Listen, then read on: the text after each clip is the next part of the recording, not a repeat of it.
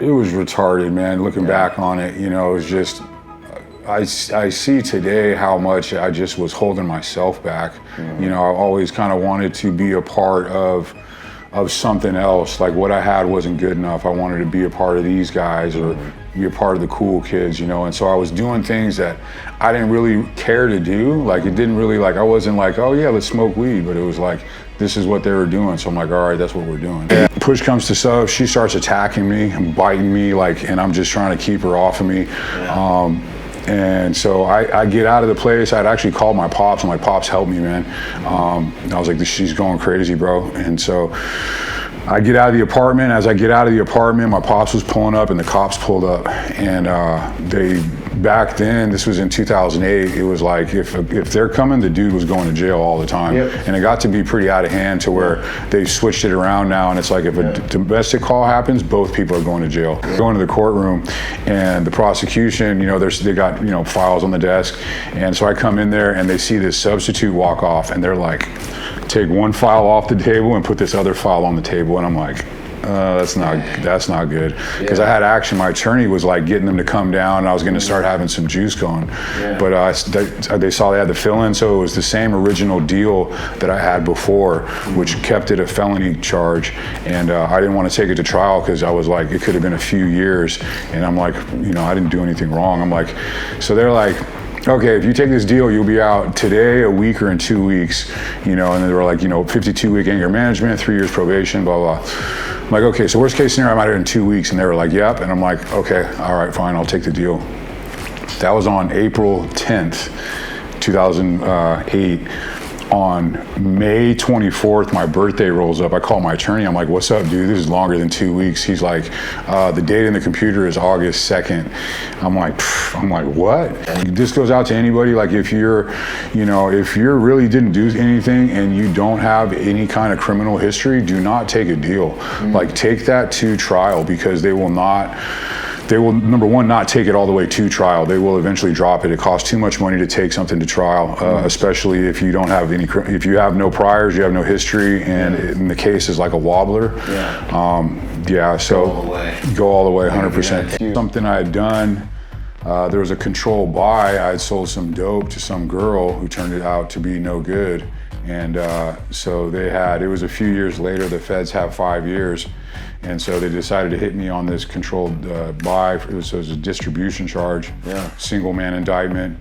I think they just knew I was done screwing around, done selling dope, and so they had to get me for something. And so that was pretty much what they could get me for. But nonetheless, it was over their 50-gram minimum for meth or heroin, and that can carry a 10-year mandatory minimum. Mandatory. So I was looking at 10 years for 2 ounces of dope.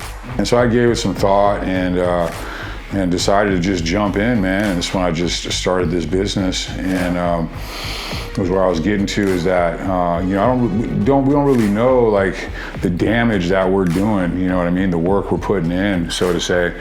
And, but it, you know, so I got online, I just started just basically filming myself, just what I do, just started documenting, you know, not like creating stuff. I'm just documenting me, who I am, what I do, what I've been through, just telling my story, you know, and sure enough, man, I just started getting feedback from people, man, just like all sorts of feedback, man, from like all spectrums of life, man, from like dudes that are like correctional officers saying, hey man, it's you know, you inspire me to do my job correctly because people do change. Wow. Like how many things people take for granted out here, man. It's like, and the funniest part, not the saddest part, is coming out here and seeing how many people are like in prison and out here just in their own mental prison, bro, like can't do nothing. They're so stuck. They're so complacent, and they know they should be doing this, they know they should be doing, and they're not doing nothing, bro. And it's like, and they're not willing to put in work while they have everything. Absolutely, man. Blessed are the peacemakers, for they will be called sons of God. So here we are, y'all. Boom, Man of Peace podcast. Yes, sir. Got my man Anthony Autry up in here hanging, man. It's been a minute. Let's get it, man. Yeah, it hasn't been a minute. We've been kicking it, bro. All the time. You know, all we've the been time. whipping it on, you know. So this has been a long time coming. Thanks for your patience getting into this. All good. My pleasure. Start off with a little prayer real quick. Amen. Father, we thank you, we praise you, we worship you. We thank you for this time. Give us supernatural communication ability, Father. I pray that any and everything that you want said is said here, Father. Prepare the hearts of everyone listening to this podcast, my God, that seeds would be planted in fertile soil. These things would take root, and this story, this supernatural story of redemption that we're about to cover in this man's life, in this Son of God's life, Father, would do exactly what you intended for it to do. We thank you that everything that the adversary has determined or tried to use against us for evil, in your name, Father, we thank you that it is transformed for good, because all things work together for those who love God and are called by his purpose, Father. Holy Spirit, we welcome you for this conversation, Father. Guide us in Jesus' name.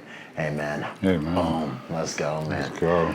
So, bro, my man, you've been rolling around in the podcast sphere, and I've been wanting to get you in. Since we've been talking, I had to have you be the first one in the actual studio, man. So, man, super grateful, man. It's such an honor to be here, man. It's really an honor and a pleasure to be close with you, man, and just be doing everything we're doing. I can't express my gratitude enough, man. No, thank you. And it's been an honor to have you kicking it with us in the Son of God group, bro, in the Man of Peace Fellowship, bro. You're a massive value add. You bring a perspective and a wisdom that a lot of cats just haven't been able to get around the block and have, and one of the things that I really value is having cats that are like legit battle tested, because we can learn from anybody, but there's something special that you get from somebody who's been in the belly of the beast. And when they come back, it's something different. It's different, and you've been there, man. So, I want to say thank you. What's that group like? What's it like being part of the discipleship and the fellowship, before we get into your story of redemption and, the stripes that you've earned, homie, by the grace of God? Just a real godsend, man. Throughout my life, I've gotten myself in a lot of different environments, different socioeconomic groups. I didn't discriminate, man. Yeah. And so, what I found today, and going through all the changes that I was really a lone wolf for a long time. Yeah. And, that's hard. It's really hard. But coming to and us and bringing me in has been everything for me. It's been one of the biggest prayers, besides, my wife coming into my life recently, is just to have men that are just of the same everything, man. It's just the same morals, values, ethics, discipline, habits, and just not being judged for my past also is huge too, man. So no, it's an honor, actually. Now that I think about it, I remember the first time I saw you. I remember we were both kicking it with Core Medical. Shout out to Core. Shout out to Core Medical. Yeah. Sid, my man Sid. Yo, Sid, we love you. You're a real one. You got to come on next. Core Medical, if you guys are dealing with, and some of the stuff we'll talk about with Anth, man, is like the hormonal stuff, the fitness stuff, that you're doing everything you can, but like your body's still not, like you're not getting the results that other people are getting. We're both on with Core Medical. And I just want to encourage you guys, man, like get your numbers, bro. Get your numbers, find out what's under the hood, find out, like, get yourself right so then you can get your life right. And honestly, man, it's like trying to do life with no gas in the tank, man. And we both lost a lot of homies, you guys know, from the veteran community, to a lot of things that could have been prevented if dudes' hormones and their biology was right. And the last thing I'll say about that too is, like, we're in a war all the time. Everywhere we go, things are trying to, endocrine disruptors and freaking all kinds of BPAs and estrogens are being, like, they're in us all the time. So, like, part of getting on game is getting that stuff out and making sure your numbers are good. So absolutely, yeah. And just with the program with men that I run, I've got guys that have come to me in their early 30s and they're running at 80, at literally 80. Yeah, like that's like, those are suicide levels, homie. Oh yeah, Yo, watch out. That's like, equivalent to like an 80-year-old man So doesn't matter how old you are. I mean, if you're close to 30, man, get your blood work done. Yep. 100%, man. No, those are big facts. So Core Medical, check them out. Me and Anthony are both sponsored by these cats. I don't get paid per who signs up or anything like that. I believe in it. But Sid Gordon, one of the other things, spending time with him, he's a real one. Like, he cares about the mission. He cares about you. He cares about your family. So let's go. Click. So I remember when I first met Anth, man. I remember when we first met. We were at Core Medical event. You got out of a freaking, I think it was like a Jeep or something, with your crew, with your posse, or whoever he was kicking it with. And I remember looking at this dude, and I remember being like, Spirit of God's on that dude. We will connect. Like, I was like, this is just gonna happen. Because, real recognize real, man. That spirit, when you see somebody who has it, it stands out, man. And I remember being like, okay, cool, we're gonna have to connect at some point. So we had that's where we had originally connected. But then I think it was you who said something to me about community, about how important community was. And so, believe it or not, man, you were one of the tools that God used to really birth this whole Man of Peace thing. Because my whole life, my parents, did their thing, split up, one's in the Bahamas, one's in Washington. They were being raised by my mom. So, like, as a man, I just had to be a man, friends, Same. friends being friends, like you get one or two, like, ride or dies, but that's really about it. Yep. So I was like, yo, I'm rolling solo. It's me and God. It's always been me and God. Humans are going to human all over me. That's fine. I love them anyway, but I'm just hammering. And you were like, nah, man, community is super important. That's really been helping. And I was like, for whatever reason, because I'm like impervious to that whole conversation. For whatever reason, when you said it that time, I was like, man, I haven't really done that in a long time. Maybe I should invest in that and start thinking about that. And then Man of Peace and, like, God's just been moving in all of our lives. It's Powerful, awesome. man. Yeah, bro. Yeah, that's awesome. That's good to hear, man. It's just, we never know, man, with the Holy Spirit speaking through us, man, where it's going to land, who it's going to hit, praise God, man. Yeah, man. You're being used, man.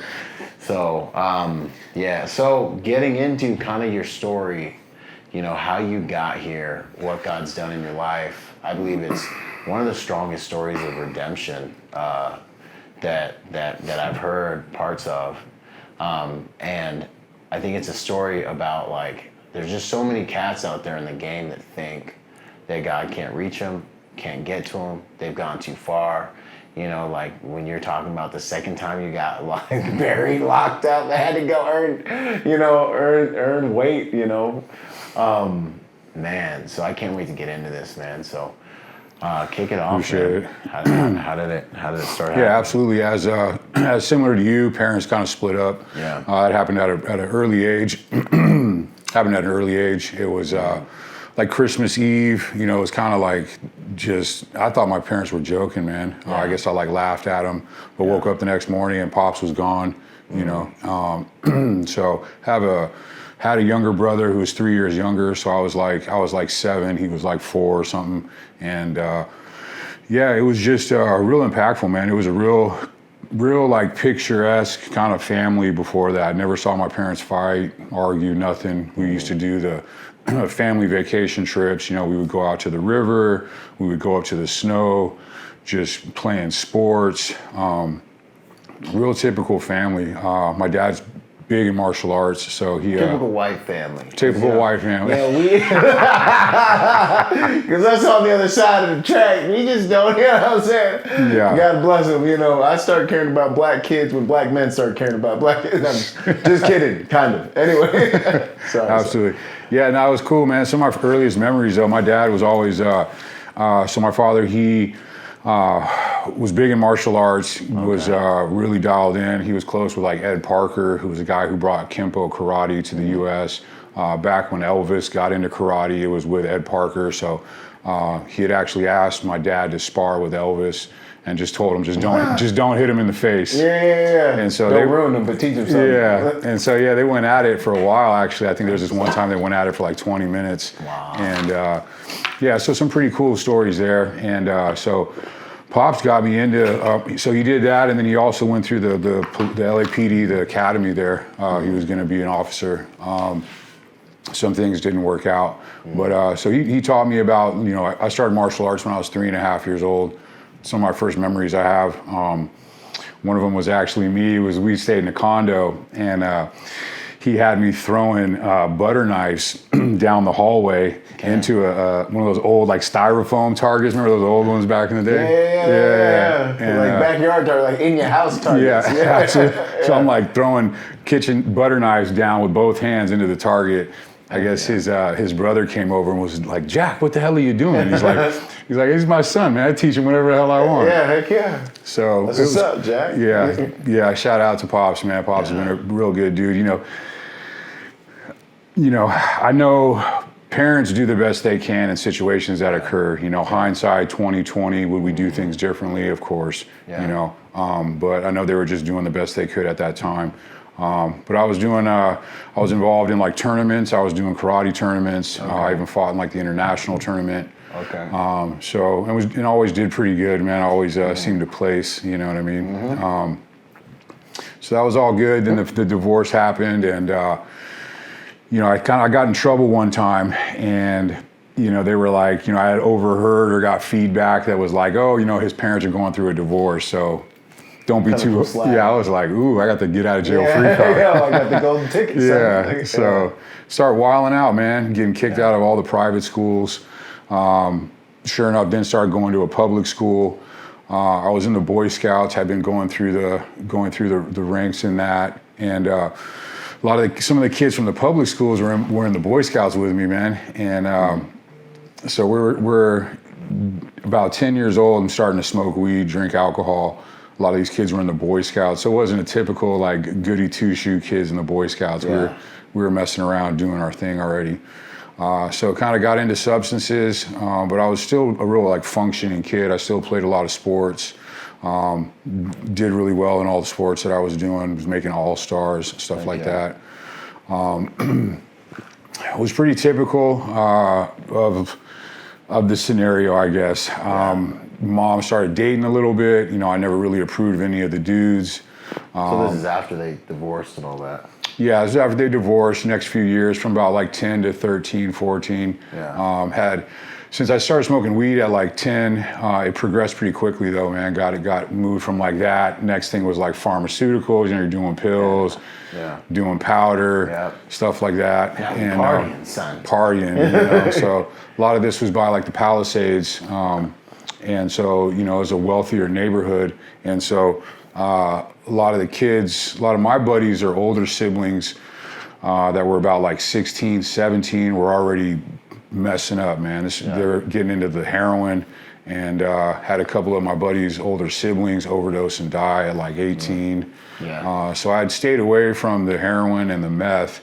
Everything else was on table. All the party drugs. Yeah, That's man. how I was during my drug phase. I was like, man, I don't like downers. Like, I'm trying to party. Like, because mine was a PTS-centric dopamine addiction. So I was like, I just want to go fast.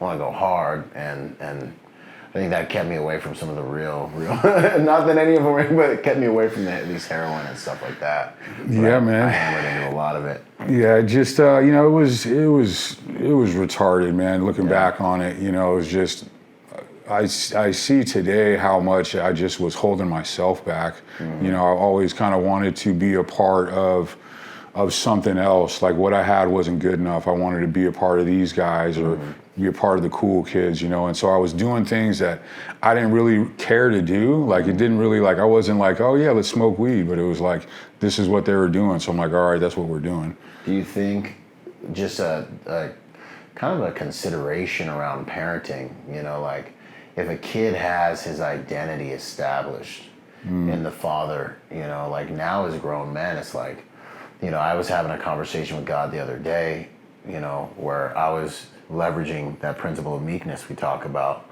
And, with my wife, she's like doing her thing, and then I was doing my thing.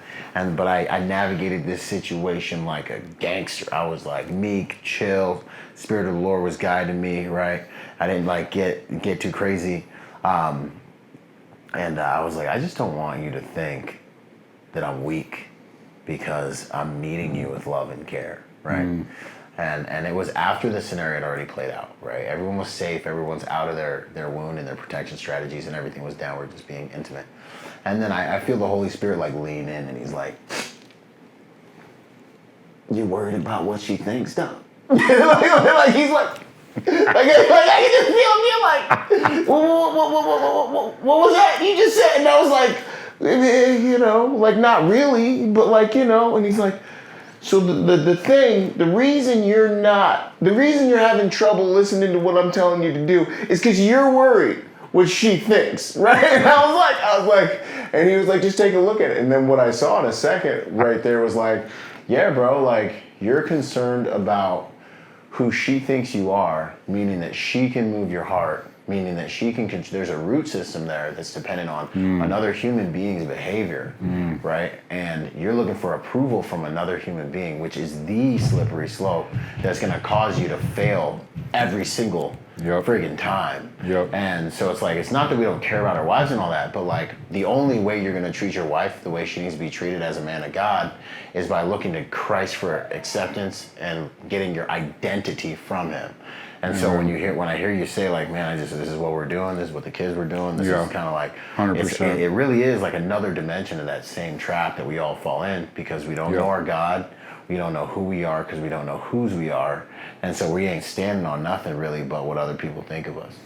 Absolutely.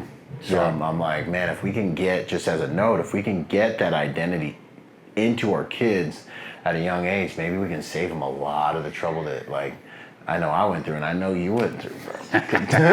Message. Message right there. Definitely hit it on the head, man. Right. Yeah, that's everything, man. 100% was the identity. I was looking for that in all these different areas, and just the madness continued, man. It just seemed to keep getting worse and worse. I was skateboarding a lot back then.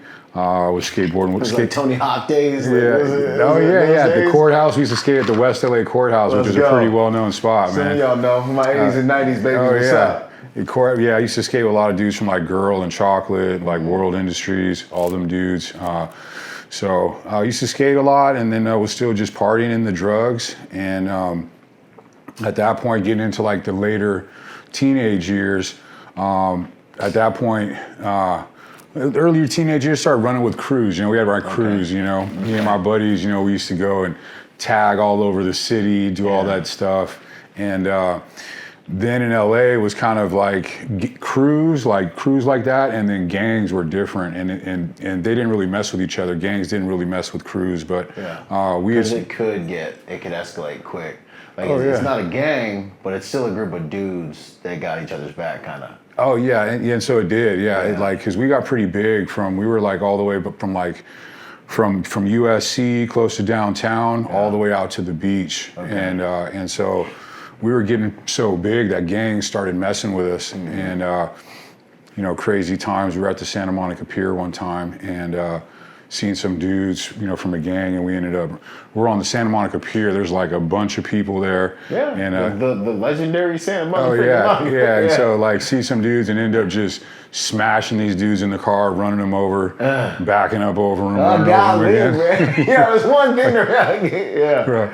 So it was getting wild, man, and moving from those years, we're in the high school times. There was times where we were like in Venice, and I had a few of my buddies from the neighborhood come to the party, and then there was some dudes from, I think it was from like Santa Monica gang. They were there, and we ended up getting in a big fight there. Somebody had jumped through my homegirl's like living room window. There's, just the whole place was destroyed. But just madness. That's when I took a bottle to the face here, split my face open. But just dumb stuff, man. Still no 5-0 at this point. No, did pretty good, man. At that point, you're around 18 years old. Dudes then at that point graduated. They started getting from the neighborhood, and that was like the mid to late 90s, right there, like mid city LA. So that's right next to the Rampart district. And so a lot of a couple of the homies were putting in work for the neighborhood, man, and catching bodies, all that stuff. Going over to the jungles, like on training day, and it got pretty wild, man. At that point, I decided to get out of California. I went to Arizona. Was trying to go to school.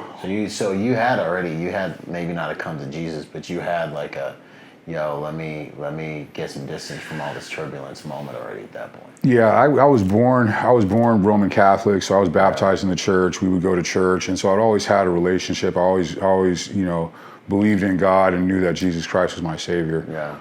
After my parents divorced, we stopped going to church, and things drifted. But I was always a believer in my heart. Yeah. And so I knew that was God speaking to me. Left, was in Arizona for a while, supposed to be going to school. I'm at school, but I'm just there, selling dope with a gun, you know what I mean? Like, retarded. Yeah. Madness continued for a couple more years, and I went to Texas to try to focus on school again.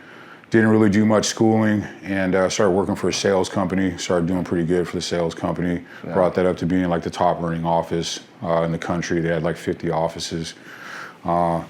Did that for a while and was going to come back to California, to Los Angeles to open up an office. Things got shuffled around, and then they wanted me to go to Modesto, and I was like, I'm not going to Modesto. Yeah, like, what's in Modesto, homie? Cool, yeah. You get banished. Yeah, so I came back. I'd been gone from my family for a while. Had the opportunity to come to San Diego, and my brother had started a construction company.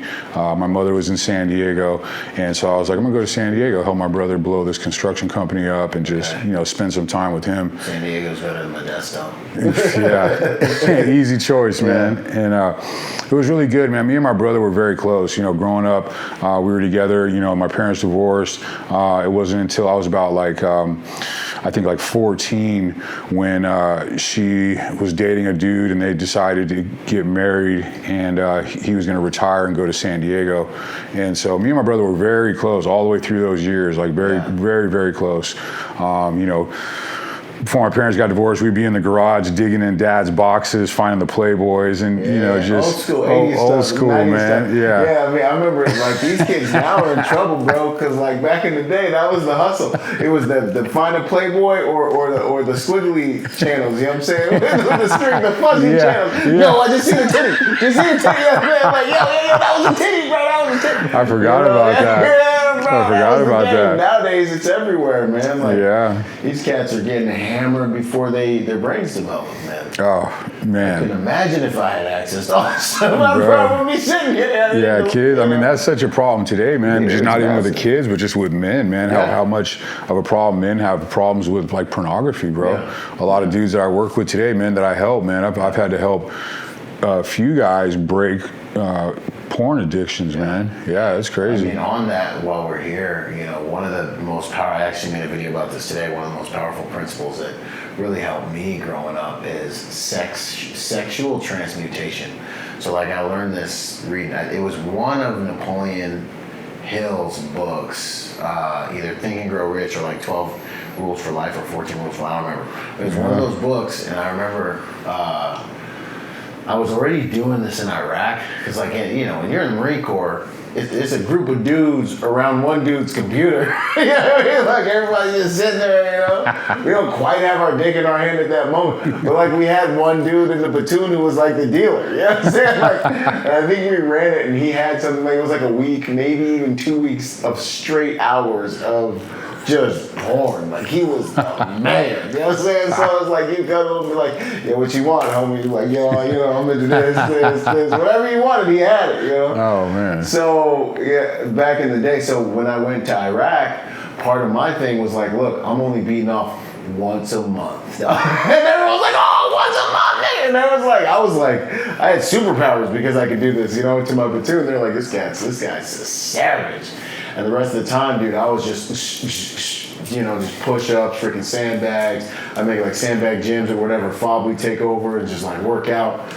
And, which almost killed me because that's another story. But I was just potent. I was physically potent all the time. And then when I got out and I was in my civilian life, I remember I read that book and I remember being because I was a highly sexed person. I am a highly sexed person. And I remember being what am I, I gotta become something. and like my focus, my bandwidth, my money, my time, my resources, all this stuff is being devoted to chasing females. And it's like, I need to chase my mother freaking dream, like how I'm chasing these women. And I need to be about my father's business if I'm going to get anywhere the way that I chase these women. And like, once I made that change to where it's like, look, if you have desire, transmute that into desire for your destiny, for your purpose, for fighting like a freak to get to change your life. And like, yo, bro, that helped me out tremendously. And now, now I hear my boys, we're in their 30s and 40s, they be talking about some girl they met at the bar, and I'm like, homie, we're not in the locker room, bro. Like, what's your life really look like? Like, do you have an empire to welcome a queen into? Like, what are you doing talking to me about some chick I don't ever want to hear ever again until you are a millionaire? You know what I mean? Like, I don't ever want to hear this from you. You know what I mean? Like, so yeah, bro. Like, yeah, it's funny you mentioned that. Same with myself, man. Highly sexed. In my addiction, man, things were gnarly, bro. It was like, when it got really bad. I'm in motels and there's just porn playing everywhere. It was funny though, when I was in prison when I was in the feds. Kind of similar to where you were at. Like, so there was a couple of dudes that would have these thumb drives and they would plug them in the TV, and it'd be straight in the day room, bro. You'd be like in a big day room in a unit, and it's like you got a bunch of TVs in the feds, and so like each race has their own TV. And there was this one his Mexican dude, and he would just plug it in on the TV and would be sitting there in the day room just watching porn, and everybody in the whole unit would like look over. You could like click on your radio to the radio frequency and be listening to it, and I'm just like, man, I'd be walking up like, man, I'm not trying to see this stuff. It was the same thing too though, man. I would go like extensive periods of time without jerking off, man. Yeah, and I really think like that was as well. It played such a huge part in my mental game, and that's when I was really focusing on my personal development, man. I think the longest time I went, I think, was like 6 months or 8 months without being off. That's what's up. And that's this game, man. As men, like, breaking free of like the sensual, five-sensical world that we're in, and like breaking the chains of what they're constantly trying to do to keep us weak, depleted, freaking passive, man. Having us like getting your energy gets sucked, and you're scrolling on IG, and it's like titties, chick, blah, blah, blah. Like purifying your freaking algorithm, purifying all these things, so you can keep the power God's given you, so that you can fight and you can actually be potent. Like, there's so much work. Like fasting is another. You're purifying your temple, purifying what comes in your eyes. Like this is how you start to move on a much higher level. As a game above the game. Absolutely, 100%. Yeah, you're really hitting on something there. 100%. Yeah, that was really where I started pushing the needle. And so I didn't get in trouble until I was 26. I was back with my brother. We were growing the construction company, and again, me not doing my homework enough. Back in LA, we were working on some custom spec houses in Bel Air, Brentwood, and balling, making big money. And some girl from high school ends up reaching out to me, and so we started talking, and we started dating, and she just turns out to be just like not all there. You know what I mean? Yeah, just she was, one of them like real crazy, pretty crazy type girls or whatever. My wife's gonna kill me because I said pretty. She's like, why you gotta always call her pretty? And I'm like, well, because that's how I felt for it. When I give my testimony too, bro. So she was a good looking girl. She used to model for like Bud Light and like all these things. So whatever. She had the credentials aesthetically, but internally, nothing going on, bro. Nothing good. No, nothing good, bro. She was an alcoholic. She'd be drinking, and one occasion she was. My brother was actually there. We're at the house, and she's hella drunk, and she like attacks my phone, breaks my phone. I tell my brother to leave, so I end up leaving. She calls me and she tracks me down, and I'm like, look, you're drunk. I'll see you tomorrow. She's like, no, I just want to see you. I just want to apologize. I finally give in. And Trip. Oh, it was a trip, bro. I got out the apartment that time, right? And I go and I like run up to Sunset and I see like our boy actually, because we were all at Saddle Ranch up on Sunset earlier that day. And I see him, I'm like, yo. So I jump in with him. He's gonna give me a ride back to my other place. Yeah. And he's like, but we're gonna stop by this bar. So I was at this bar. And this is how it starts. Listen, take notes, man. I got we're just gonna stop here real quick. Bro. You're gonna get a couple drinks with the boys. You gonna have a drink with your boy? You gonna have a drink with your boy? You ain't gonna have a drink with your boy? And here we go. So I'm chilling. She's blowing up my phone. She calls me like 50 times. Finally, after the 50th time, I'm like, okay. She said, I just want to come apologize. I'm like, finally, I give in. I'm like, okay. Yeah. So I go outside. She pulls up, almost runs over my foot. She gets out the car and has my, I had like an 8-week-old pit and she had him in his like little kennel thing. She gets out, throws the dog at me. I like catch the dog. I'm like, man. So I catch kennel and I'm like, I'm out of here. My boy's coming out. I'm like, yo, man, let's get out of here. He's like, dude, I'm on the run, man. He's like, I'm not messing with you. I'm like, all right. I was like, all right, fair enough. Yeah. And so I just peel off and start walking. I'm walking down Fairfax and she starts following me, bro. And I'm like, man, can you just like let a man walk away? Yeah. Oh, I'm sorry. Look, let me give you a ride back to your. These are those ones that just like to torture you, bro. They just like to suck you in so they can have another piece of your soul. Dude, they're like, open your heart up again. Let me just give you a ride home. I'm like, nah. I'm just still walking. And so finally she's like, let me give you a ride home. I'm like, fine, because it was like a good couple of miles to my place. Yeah. I get in the car. Where does she start going? Back to our place in Hollywood. I'm like, where are we going? I don't want to take you back to your place. Yeah. And I'm like, man. I'm like, all right, I'm gonna just go inside, lay down, go to sleep, and just whatever. So we get there. I'm laying down. And she just is going off. She's like, this mother, like, that. And I'm just like, man. She's like looking for the button. Bro. I'm like, looking for the button. I was like, I don't need it, man. So I just get up. I start putting some clothes on. She had grabbed, me and my brother were spending crazy money. We're making good money. So she grabbed, I had like a Breitling with a diamond bezel on it. She went and grabbed that. This diamond bracelet I had. I was like, oh, hell no. Mm-hmm. Long story short, push comes to shove, she starts attacking me, biting me, and I'm just trying to keep her off of me. Yeah. And so I get out of the place. I'd actually called my pops. I'm like, Pops, help me, man. I was like, she's going crazy, bro. And so I get out of the apartment. As I get out of the apartment, my pops was pulling up and the cops pulled up. And back then, this was in 2008, it was like, if they're coming, the dude was going to jail all the time. Yep. And it got to be pretty out of hand to where they switched it around now. And it's like, if a domestic call happens, both people are going to jail. Mm-hmm. So I was in there and I called her. I told her, I was like, what's up? This isn't cool, man. Like, you already know. And she was like, yeah, I know. I'll fix it. I'm like, okay. Sure enough, she comes into court with her mom. Mom never liked me. She knew me from high school, and she was like, oh, he's trouble. Bro, oh yeah. And so her mom was still taking care of her, paying some of her bills, and she was like, if you don't go testify against him, I'm gonna cut you off. Yeah. And so she starts making up all these stories, and my attorney was like, just let's take it to the box, man, take it to trial, because I know she's lying, and I was just like, I got scared into taking a deal, man. It was like, I got all the way to jury selection, and you get your last deal before jury selection, and they still weren't trying to give me any action. My private attorney didn't show up that day, and the fill-in was there, and your private attorney did not show up for you on the motherfucking day. He had a murder trial come up and had to go to this murder trial. And so check this out. I go into the courtroom and the prosecution, they got, files on the desk. And so I come in there and they see this substitute walk off and they're like, take one file off the table and put this other file on the table. And I'm like, that's not good. Because I had action. My attorney was like getting them to come down, and I was going to start having some juice going.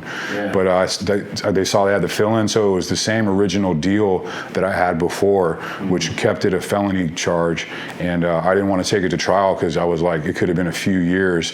And I'm like, I didn't do anything wrong. I'm like, so they're like, okay, if you take this deal, you'll be out today, a week, or in 2 weeks. And then they were like, 52-week anger management, 3 years probation, blah, blah. I'm like, okay, so worst case scenario, I'm out here in 2 weeks. And they were like, yep. And I'm like, okay, all right, fine, I'll take the deal. That was on April 10th, 2008. on May 24th, my birthday rolls up. I call my attorney. I'm like, what's up, dude? This is longer than 2 weeks. He's like, the date in the computer is August 2nd. I'm like, what? And he's like, yeah. He's like, I don't know. He's like, that's just what it is. I'm like, how is that? I'm like, I want to, let's pull the minute report from court so I can, because verbatim, that's not what they told me. He was like, it is what it is, man. He's like, your release date's August 2nd. I was like, wow. So yeah, burn. Wow. Yeah. Biggest mistake I made. Like, this goes out to anybody. Like, if you're really didn't do anything and you don't have any kind of criminal history, do not take a deal. Like, take that to trial, because they will, number one, not take it all the way to trial. They will eventually drop it. It costs too much money to take something to trial, especially if you don't have if you have no priors, you have no history, and the case is like a wobbler. So go all the way, 100%. Take licks, like go all the way, take the motherfucker. Okay. All the experience I have these days now with anybody who doesn't have a criminal record, once they're fighting their first initial charge, take it all the way to trial. You will win. They don't want to take it all the way to trial. They will eventually drop the charges or whatever it may be. Okay. Biggest mistake I made. But that made me a felon, man. Nah, man, like, I want to punctuate, like, what I see is, like, everything good and bad that comes through a man's life comes through relationships. Like, everything good and everything bad. And, like, what I see is, like, God sends people in your life to bless you and take you to the next level. Like, that's the motherfucking game. But Satan also sends people in your life to frustrate your destiny, homie. I got another homie, too, on this, man. It's like, if you are bending reality to try to find a way, to try to find a way to tell yourself God sent you this chick, if he didn't send her to you, bro, you don't want her, because there's only one other place she could have came from. And it's to frustrate your destiny, homie. Like, this is not a motherfucking game. We're not playing with your life. Like, we're dealing with your life. You know what I'm saying? In relationships. And so relationships is like one of the ultimate currencies in the world, man. And so it's like, I'm telling you guys, man, like, when you're looking at the two top questions, I hear people say it a lot of different ways, but the way I'm gonna say it is, your two biggest questions in life is like who you serve and who you serve with. You know what I'm saying? Like, these are the top motherfucking two, man. And like, relationships are already gonna be hard no matter what. But like, it's a whole different ballgame when you're doing a relationship with a woman God told you or wants you to be with. Like, that's a whole different kind of cookie burger. So, man, when I look at what people do in each other's lives, I'm like, yo, what side sent Red Rover over? You know what I'm saying? That's always the question, man. Yeah, man. Yeah, it's obvious to me today. Just everything that was taking place in my life was just the enemy trying to keep me down, man. It was. As you say, as to today, everything's different. With my wife today, her biggest thing for her is her faith. You know what I mean? We have a wonderful relationship, and so we'll touch on that too. But that was really when it's starting to get pretty interesting. I was in my late 20s when that happened, and got into it.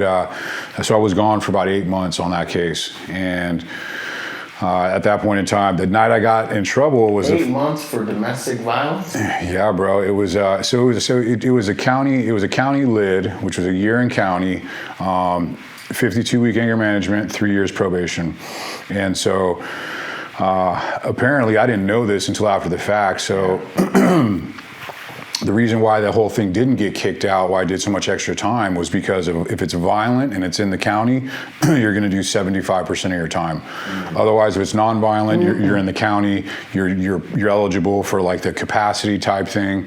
I got a year in county one time for a drug charge.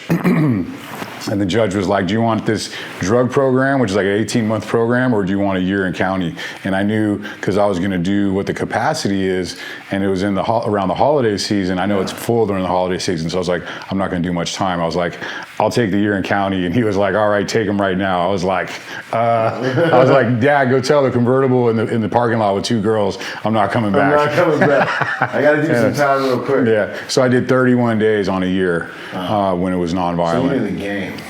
Yeah, so I started getting, once I got in the system, I started, getting in trouble. So my brother, he was on a date with the girl the night I got in trouble. So I got out 8 months later, and he was already with this girl for about 8 months. Mm-hmm. And so when I got out, I knew just within a couple of weeks that the girl was no good. Mm-hmm. I'm like, yo, bro, she's no good. She's a tweaker, blah, blah, blah, blah, blah.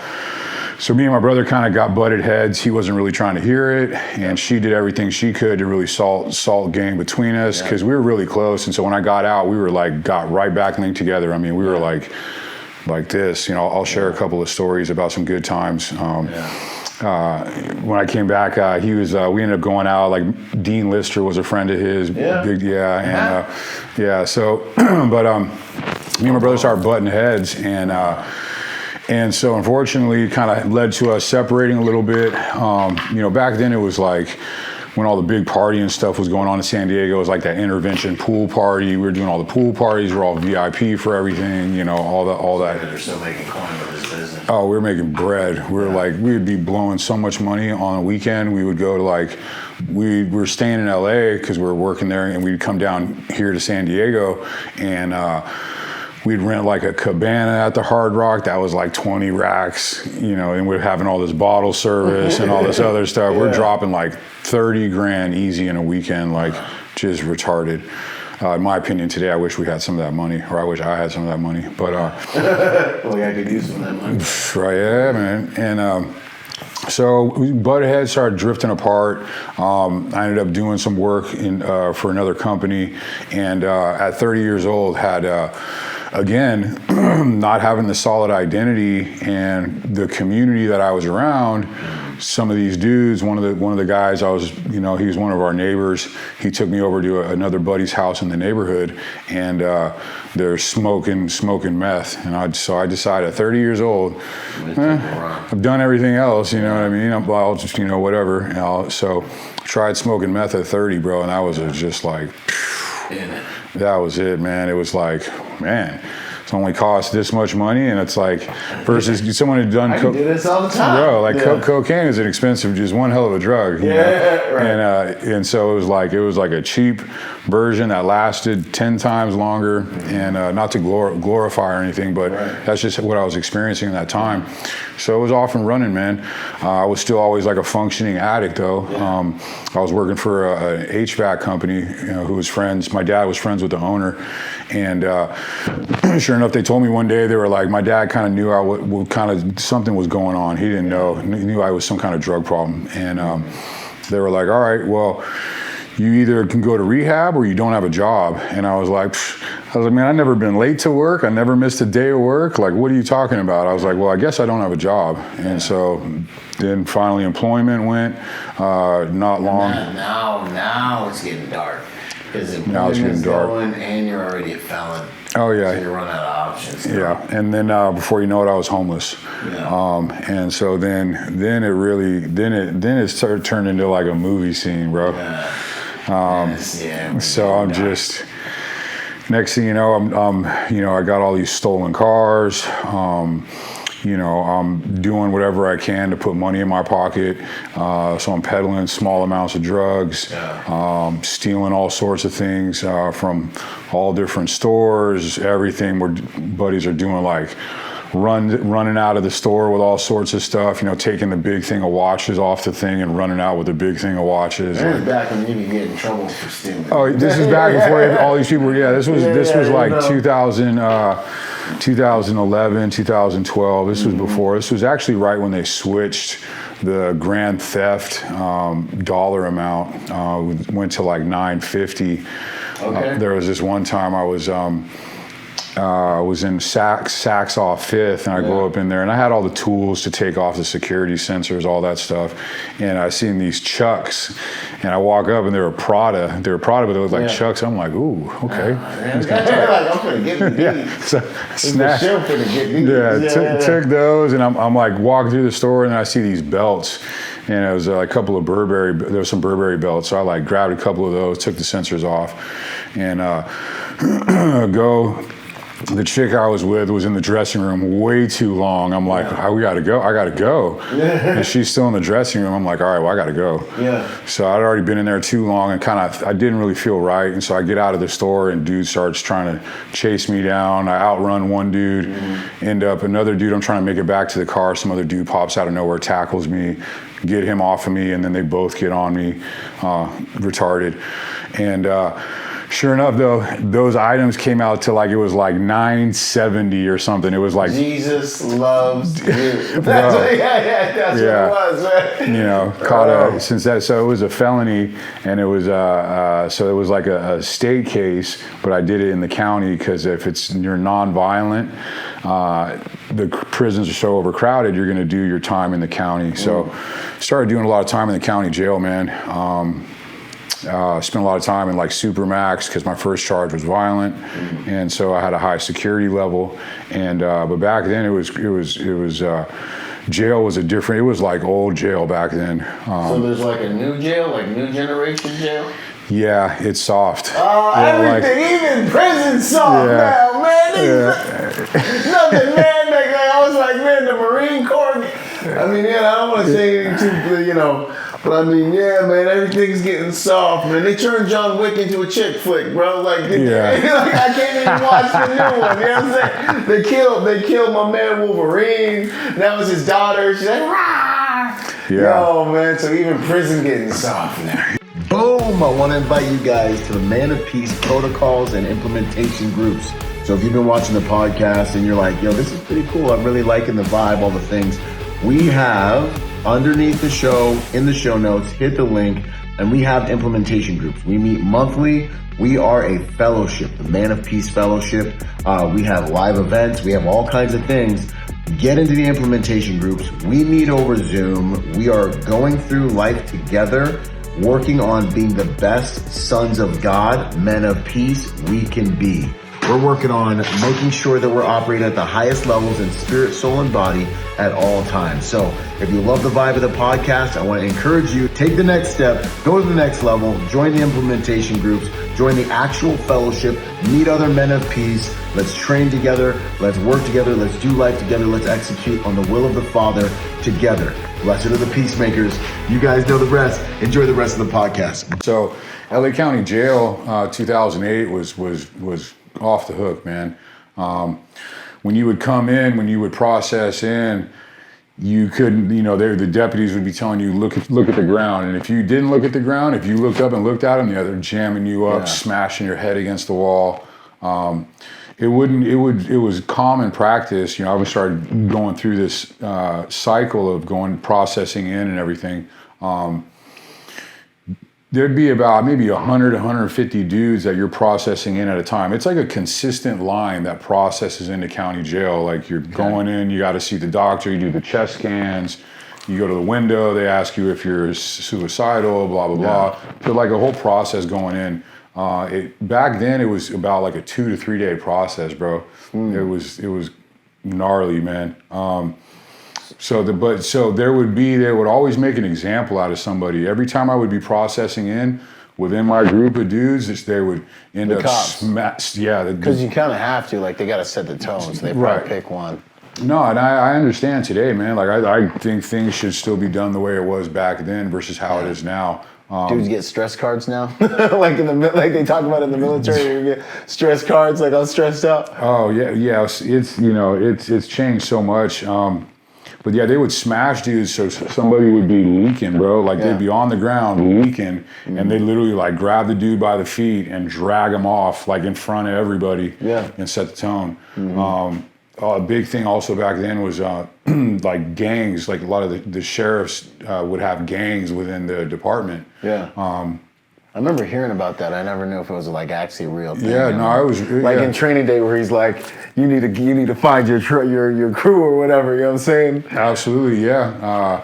Our boy Raleigh, he knows about it because but it is documented, man. These so in LA County Jail at that time, one of the most notorious gangs was called the 3000 Boys. Okay, and they were a bunch of big ass dudes, man. They were all like 6 foot tall or bigger. They were all running a bunch of gear. They were all jacked. Juggernaut squad. Juggernaut, bro. They're all sleeved up. You know what I mean? All blasted down, and they wouldn't walk around with like a belt, like a belt that where they would have their cuffs and their this and that and that. They would have no belt on.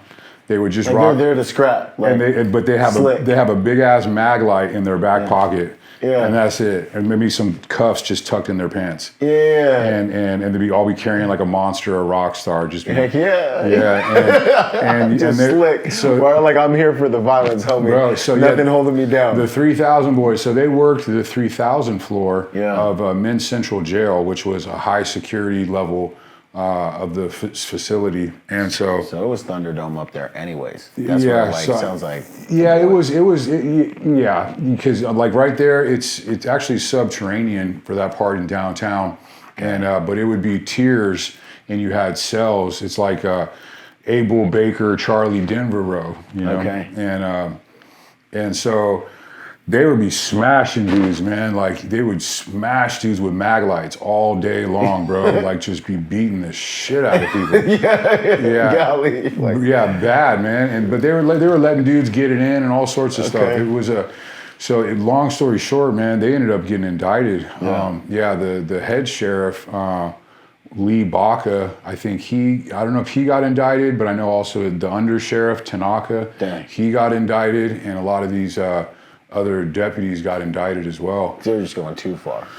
Yeah, you could say they were going too far. Yeah. I mean, I don't know. The way it is kind of nowadays, it's like the ACLU got involved with everything. So everything's like, you can't touch anybody. There's all this. It's kind of like how when Mothers of America started ruining the Marine Corps. Same thing. Same thing. Like men are self-policing. Absolutely. It's barbaric, it's brutal, it's whatever. But like we establish order through violence. It's just what we do. Like the reason you can sleep at night is because ninjas are on speed dial to do violence for you at your house. Absolutely. They call him a rooster or whatever is the dude like you'll have somebody stay up at night just to make sure nobody, you know what I mean? On fire watch. Yeah, absolutely. And it's the same thing as the military. There's a hierarchy within the inmates because everything's segregated. Everything's segregated by race. Like you don't have you have a choice. You can go against the grain and not follow protocol, but you're going to end up having problems. You're going to end up getting smashed. You know what I mean? Like if taken advantage of. You're just going to get like the common thing like back then was some dudes would come in and try and run with another race because that's who they hung out with on the street. Yeah. So it was like, okay, but say if you're a white dude, you ran with black dudes on the street, you're from a neighborhood, you're going to run with the black dudes, but then the white car will still get a green light on you. And so they would smash the dude out. And then like wherever he would go, he would get smashed out of another unit. It was just a big mess. But so just go be with your follow protocol. Man. It's different nowadays because the way, everything's always changing. But this is how it was back then.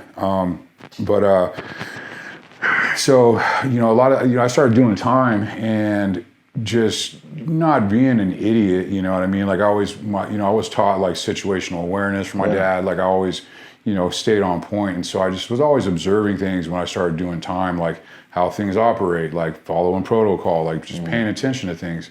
Yeah. And so just being there after for so long, guys would leave and then there would need to be like a new representative. And so a lot of the time, like I wouldn't even want any part of anything, but they'd be like, "Oh yeah, no, this dude runs a good program. He's the one in charge." Yeah. Okay. And sometimes I would just step up into that position because like I knew how to keep everything in order. Like you said, it's all about structure and order. We self-police each other, you know what I mean, and it keeps everything running smooth. Like, what does that look like? Like when you say you know how to keep everything in order. So it all, it comes down to fundamentals, just like in the military, man. Like you gotta be squared away. Your bunk area needs to be clean. It wasn't, you know, like the Hispanic car, like the Southsiders, they run a pretty regimented program. Like they got to have their beds rolled up, you know, your mandatory workout, just a lot of structure and discipline, you know. And So this was like a legit program, is what you're saying. Yes, correct. And so I kind of ran a similar program to the Hispanics. I was just all about like, you didn't have to have your bed rolled up, but you at least, if your bed wasn't rolled up, it needed to be made. Your blankets had to be folded. You couldn't have a bunch of trash around your bunk area. You know, had to be cleaned up. You got to be showering. You got to be staying on top of your hygiene. If you're 35 or under, it's a mandatory workout, which is at least doing you know, a certain number of burpees and or whatever else it may be. So I ran a tight program with everybody in our car. Like I just ran it that way because it was like, if anything ever happened, things were kept in check. Like, you know, if a white guy ended up bumping into a black guy or a Hispanic guy, you know, they don't just take off on each other. He would go bring it to his rep's attention, and then we would talk about it. Yeah. And I always had good rapport, good relationships with all the other reps. So we'd just be having a good time or whatever. But we keep everything, you know, established and in order. And so that would also then get a lot of respect from the correctional side as well, because we're making their job easier. There's not a bunch of dumb shit going on. They're not having to do a bunch of paperwork all day. You know what I mean? Everything functions and moves smoothly. Yeah. So, but things have kind of violence. Absolutely. Or like, you know, when, you know, push came to shove, it was like, you know, all your guys, you know, all my guys would be working out. Guys are with it. You know what I mean? It's like, but that wasn't common. A lot of times there'd be, depending on who's in charge, there wouldn't be as much discipline within the white car or whatever. So I'm not a political guy. I'm not like a skinhead. I'm just a regular white boy. They would call us like a Wood or like a Peckerwood. So I'm just a regular white dude, but I just made sure that like I wasn't going to get into a jam. I'm not going to be somewhere where something's going to pop off and then I'm like, you know what I mean? But I've been numerous places where it's like we always had very little numbers. There was one time in a unit and it was like 4 or 5 white dudes in the unit. Yeah. 3 of them were like these like skinny little nerds or whatever. Oh, man. And then it was like, it was me and then it was this dude from Long Beach. And you know, homie from Long Beach was with it. Yeah. And so I'm upstairs coming out the shower and I see dude from Long Beach is in the day room downstairs in the day room. And I'm getting out the shower, drying off. And I kind of see him in like some essays that like, you know, kind of like something's kind of going on. Something cooking. And I'm like, okay, I'm kind of hurrying up a little bit. And like, as I'm starting to walk down the tier, I see a couple of essays just take off on this dude. Yeah. So I literally have to like run, go down these stairs, and then I'm just get up in it with him. Mm-hmm. And so it's just like me and him and the whole dorm. It's, you know, you got probably like 30, 40, you know, Hispanic dudes. Yeah. And so we're just going at it, I'm getting my back to the bars. Yeah. We're all, you know, just doing, you know, once you start getting in it, you know, they start getting sketchy, you know what I mean? And so we go at it for a while until they come in with the tear gas and the pellet bag, you know, the sandbags from the shotgun and tear gas. They come in with all that. So, I mean, there's been numerous times where it was just like I ended up being jumped or whatever, but you just got to, whatever, do what you got to do. It ain't going to last too long. But it ain't going to last too long. Yeah. Look at it. Yeah, it was nuts though, man. Just I made it all through I went to every facility, man. I was in Supermax, East Max, Medium North, Medium South. Those are all the facilities at Pitch's Detention Center. Were each one of these like a different time you got locked up? Was it like a rash of you continuing to get in trouble? Few different, or did you go in and then bounce around? I would get transferred sometimes. One of the first, like there was a few times I got like 2 or 3 state terms that were nonviolent, so I did all the time in the county. Yeah. I think one stretch was like 18 months. A few other stretches, but would move around a little bit because it's just due to your security level, and it takes a while for your security level to drop. Around this time, I'd been in for a while, and it was April of 2014, and my points had dropped enough to where I got to Medium South, which was like a camp kind of yard. There was like barn style units, swing doors.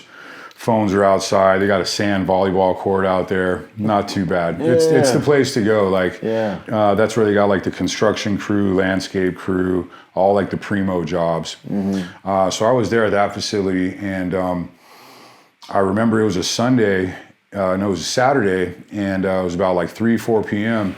And we're doing a count outside, and I just, for some reason, was like really overcome with anger. Like anger. Like I got control of my anger, my temper when I was like, you know, in my teenage years, probably about 21. I used to have a big anger problem and get myself into a lot of trouble. But so I found myself like really overcome with all this anger, man. And I'm like I want to take off on somebody. I'm like, man, I need to control myself. I ended up going inside after our count, like standing by my rack, and had to get on my rack, and just, it took me like a couple of hours to calm down. And I didn't understand why. Then the next day, they called me to go outside, and they're like, you need to contact home. I was like, what? So I called my dad, and that's when he told me that my brother was passed away, which turned out to be, at that time, the day before, about 4 p.m. Wow. Which was crazy. Around that time. Yeah, at that time when he was laid out leaking, man, he, a supervisor of ours for the construction company, my brother got into it with him. Their egos were at full capacity. And I always told my brother, man, I always thought it was a mistake. Like years prior, I seen the employees pull up to one of our apartments, and I'm like, what's going on? He's like, oh, I didn't get the checks out on time. I'm like, bro, rule number one, man, don't slang dope out at your baby mama's house, man. Like, you know, and so he never grasped that lesson. And so this dude knew where he lived, and dude just pulled up, got out, and pulled out on him. And started dumping. And there was like one barrage while he was like up by some stairs. I don't know if he got hit at that point in time, or then he made it into the front door, and dude got up on this landing and turned and let off another barrage at the front door. And I know my brother took one to the femoral, and then he like hunched down or something and took one behind the ear. And I don't know the exact details on it. I just didn't look into it because, you know, it was just once, if I, you know, you can't unsee certain things. So that's something I've struggled with, you know, because I want to know, but at the same point in time, it's just like, you know, but so yeah, he had passed, man. And, you know, I got out like about 1.5 years after that. On that too, like, I had situations like that as well. Like when I was in Iraq, things happening back home with people I loved. I remember one time I just straight up just got this overwhelming feeling that I needed to call my girl back home. And I remember being like, I need to call home, you know? And I just got up, went in the CP. Like, you don't walk into the CP. Like, you don't walk. This is where all the officers are. It's like, you don't go in here, you know? Especially when you're a little Lance killer. And I walk in, and I'm just like, I need to use a phone. And it was because it was so out of order that it was like, this ninja must really give this nigga a phone. Like, they were like, you know what? Just give him a phone. Give him a phone. This better be good, Rogers. And I remember I called home, and she had just got kicked out, and she was on the street, and she didn't know what she was gonna do. So I was able to like get her taken care of from there, and make a few calls and get her picked up and stuff like that, get her moved around. But like, that's a real thing, man. Like soul ties, being connected to people, like picking up on like frequencies and stuff. So I totally connect with you on that. I've never lost a brother, man. You know, you got my respects on that. But yeah, that connection thing is real. The last time I saw him alive, was before I got arrested, of course, and me and him weren't really getting along. And so, but I was at his place, and it was funny. I always got bad feelings about that place. When I was at that place, I got these weird feelings, man. It was just like not good. It was feelings that I would also experience like when I was younger, and I'd be kicking it in Topanga Canyon. And in Topanga Canyon, there's a lot of like Indian burial grounds and stuff like that. So like you can really feel that energy. 100%. And so I actually, so I felt that energy while I was there, and I didn't understand it. I thought maybe that there was something bad had happened in that area. You know what I mean? And that's just what I was feeling. But so sure enough, the last day I ended up seeing him, we weren't getting along, and but I just had a lot of, I had a lot of love for my brother, and I got this stolen car, and I always had just a bunch of stuff in the stolen car, like brand new everything, like clothes, watches, jewelry, sunglasses, all sorts of stuff. And so I remember I like popped the trunk. I was getting ready to leave. I had to go follow some dude to the bank, so I popped the trunk. And I like give him like an outfit. I give him like a shirt, some pants, and some matching shoes. And I'm like, here, bro. Like, I'm like, I love you, man. You know what I mean? And I gave him a big hug. And was just kind of like, just felt weird. I was like, all right, well, I guess I got to go, man. You know what I mean? So when I got in the car, this girl was in the car, and I was like, hey, I'm like, all right. And like start the car, and I'm like taking my time. I'm like, and the guy's already taken off, and I'm supposed to follow to the bank. And I'm like why am I sitting here? Yeah, why am I sitting here? And I like put it in drive. Yeah. And then I still like, I'm on the brakes. And then I'm like, well, I know I gotta go. So I like start taking off, but I'm still kind of on the brakes. And I'm like, man, this is weird. And I'm like, well, I know I gotta go. So I just finally eventually took off. But sure enough, that was the last time I seen him, man. Yeah, man. Yeah, it's crazy. No, that's the way life is, man. Like, I've learned to try to be sensitive to these things, man. Someone else brought something up. And older people always bring this up when they talk about kids, and they're like, they're not gonna be this young and small, like enjoy it, you know, because it passes. And because of my out of body experience and getting blown up and all that stuff, like I'm very, very like, I know what kind of mother freaking like occasion this is, you know, like I know that this life is such a mother freaking occasion. Like this is such a gift to be conscious and be talking and doing the stuff we're doing even right now. Yeah.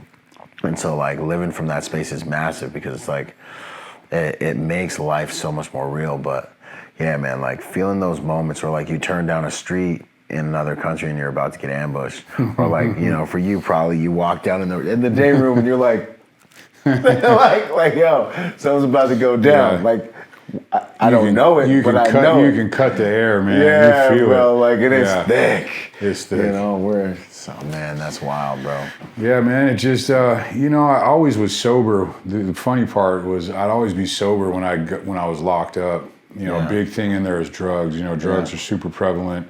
Dudes are packing themselves with big old plugs, big suppositories like this big. For real? For real. And like they're packing in like some weed, some heroin, some meth, a big lighter. Yeah, it's like if people know they're gonna go in, they come in packing. Yeah. Because I mean, like you're making thousands and thousands of dollars. But so drugs are super prevalent. People would be in a unit.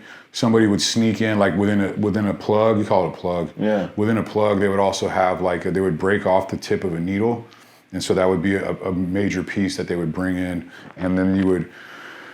Out of like a spray bottle, you could take the tube, cut the tube, use a piece of a shower shoe, like the squishy part, to make like the plunger. Yeah. And then you could end up basically making a binky and put the needle on the end, and you got a homemade binky in there. Yeah, they call it a binky, a homemade needle. Yeah. They call it a binky. And so you'd have like have like a unit full of like 80 dudes, and all these dudes are using the same needle. Yeah. Wow. And people would be. Having drug debts was a major, like a top reason why people would end up getting smashed out or all sorts of major problems. So I just stayed away from the drugs while I was in there. Plus, like, I don't want to be in jail, like up all night. Like, you know, that just doesn't, no. Dudes be in the shower for hours at a time trying to, you know, it's like retarded. So I was always sober in there, which was crazy. And then when I would get out, unfortunately, I would just go back into my addiction. Like I would kind of even know like, hey, this isn't the right thing to do. Yeah. But I just made the wrong decision. It was like, one time it was like, oh, I got busted when it was at that Saxoff Fifth time where I had the shoes and the belts. And so I had a car. It was a stolen car, but it was always like, I always had keys for cars. So this one was like a new Mercedes, had the key for it. It was full of stuff. Had, you know, money in there, dope in there, a bunch of tools, all sorts of stuff. And so when I got out, this girl had my car, and I was like, I could have gone to my buddy Nick's house and like just stayed away from it. Yeah. But I was like, no, I want to go get this car back and get all this stuff. And I made the wrong decision to go back into that. And before you know it, I meet her and I'm smoking meth like that day. Yeah. So this whole cycle really continued for quite a few years. That's when that kind of happened. Then I got locked up. My brother passed, and I was actually maxed out. I came out, I had no probation, no nothing, so I could leave LA County. I was like, I'm out of here, man. Yeah. So you had done all your time, and you were done. That's what do you mean when you say maxed out? Yeah, I had violated, and they gave me my max term. Okay. One time it was like they had given me a program. I got kicked out, but they gave me a letter to go back. So I go back to court, show the judge the letter. He's like, okay, cool. But if you come back, I'm going to give you your prison term suspension, your max sentence. Yeah. I was like, okay, roger that. Sure enough, I'm back in front of him like a month later. Same judge. Same judge. He's like, oh, Mr. Autry, you're back so soon. I was like, So he broke me off, gave me my prison term suspension sentence. And so that's when that time was. Came out, so I had no paper. My brother had passed, so I was like, I'm gonna get out of LA, go to San Diego, be close to my mom, help support her, you know, and try and do life different. Had a job set up to work with the family restaurants, had an apartment set up, had got a car. I'm working at the restaurant for like 2 or 3 weeks, and they just they hate on your boy, man. Yeah? Yeah, my mother's husband, we've had an interesting relationship, and so he just was like, oh no, that's it, done. So sure enough, then I had an apartment and a car in San Diego, which costs a lot of money, and no job.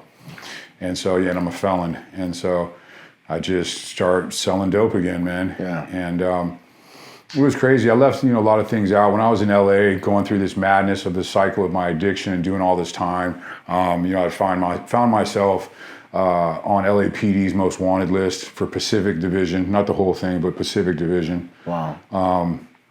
Yeah, there was times where they came to my house. I took them on a foot pursuit through the apartment. And I was in just my boxers. Ended up like Superman and off the patio and running down the street in my boxers. Jeez, bro. Yeah, got away from them that time. And then like 2 days later, I'm on foot by like La Cienega in Venice. They find me. I get another foot pursuit. I'm always running. And well, you're athletic build, bro. I got away there was like numerous. I got in a pursuit on a bicycle. I got away. Yeah. I was in car pursuits every time I got away. Really? Yeah. And then the foot pursuit that I was talking about at La Cienega in Venice, the ghetto bird actually got called. And I got away that time too on foot from the ghetto bird. It's from the ghetto bird, my man. The gift is without repentance. You know what I'm saying? Man, so it was like LA had just been a complete movie scene, bro. It was nuts. I had a cab at one point in time. It was like a yellow cab. Yeah. A dude he said some story. He like beat up the dude and ended up with a taxi. And I was like, hey, bro, I'll give you an 8 ball of dope for that taxi. He's like, okay. I'm like, cool. So I like ended up spray painting half of it flat black. So it's like this black and yellow cab. And I wrote a ratchet cab on the roof. Yeah. And we're using that to go peel all these stores. Just madness in LA, man. And so I get into San Diego, and sure enough, I find myself starting to create another movie scene, man. Yeah, just, because you were the dog returns to his vomit. Like, it's just we do what we do, like we do what's inside of our hearts, and it's like we're still in the part of the story that I like to call the gods, the God, the part where we're playing God. Like, I'm trying to get my validation. I'm trying to create my validation. I'm trying to get my happiness. I'm trying to create my dopamine. I'm trying to create my fulfillment. I'm trying to, and like we suck. Like, we're just not good gods, Absolutely. We have these crude tools and we obliterate our lives and other people's lives. Everyone's lives is attached to us. Right, yeah. Dude, like, and it's like, I look at the carnage that I left when I was doing my like God time, and I'm just like, bruh, like, and thank God, like, I figured it out before, like, God had to like count, like, he counted coup on me, like, I did get pulled over with 80 some pills of X and like umpteen guns in the car. Oh man, that's a good one. Yeah. So like, and it wasn't because I was slanging it or anything. It's just I was going to AZ to party with my boys. This is how we partied, and I had to move the stuff because I had the stuff, Yeah. And you guys have heard that story, but like that was one of the moments where I started waking up and being like, God was like, look, little homie, I'm gonna have to hold you accountable at some point. Yeah. you know. So man. No, it's exactly how it was, man. I was trying my way, every single way possible that I could try and do it. Trying to do it my way, man. This way, that way, and everywhere in between. And it just got crazy in San Diego, man. Same stuff, being on the run, bunch of stolen cars. I had a street that had like cars parked all up and down it. I had like one of those kind of like Crown Royal type bags, like a big bag like this that was just full of key fobs, bro. Like it was just. So you would just get these key fobs, like order them or something? No, we'd be going out at night creeping, you know, and there'd be other guys that I'm with, and dudes would just, I mean, it'd be crazy. Sometimes, one time it was like, went into this apartment complex and like there was a set of keys just hanging from a mailbox thing that was open and had a car key on it. It's like, took that, walked through the parking garage, clicking the thing, and found the car that it was, and took the car. So I mean, it's just simple things, and like a lot of places, it was like you just go around checking door handles, and like car would be open, and it'd be a push to start. You go in there and just try it, and sure enough, there was a key maybe in the side compartment or something. Just retarded stuff. Man. But it was like, so that's just what it was, man, and. It was just, it was real misery, bro. Like the addiction, you know, at this point, you know, it's like I'm staying in hotels. I'm in the meth scene, so that's crazy. Dark scene. I mean, I've seen the devil, man, like in pornography and that kind of like, it's just very dark places.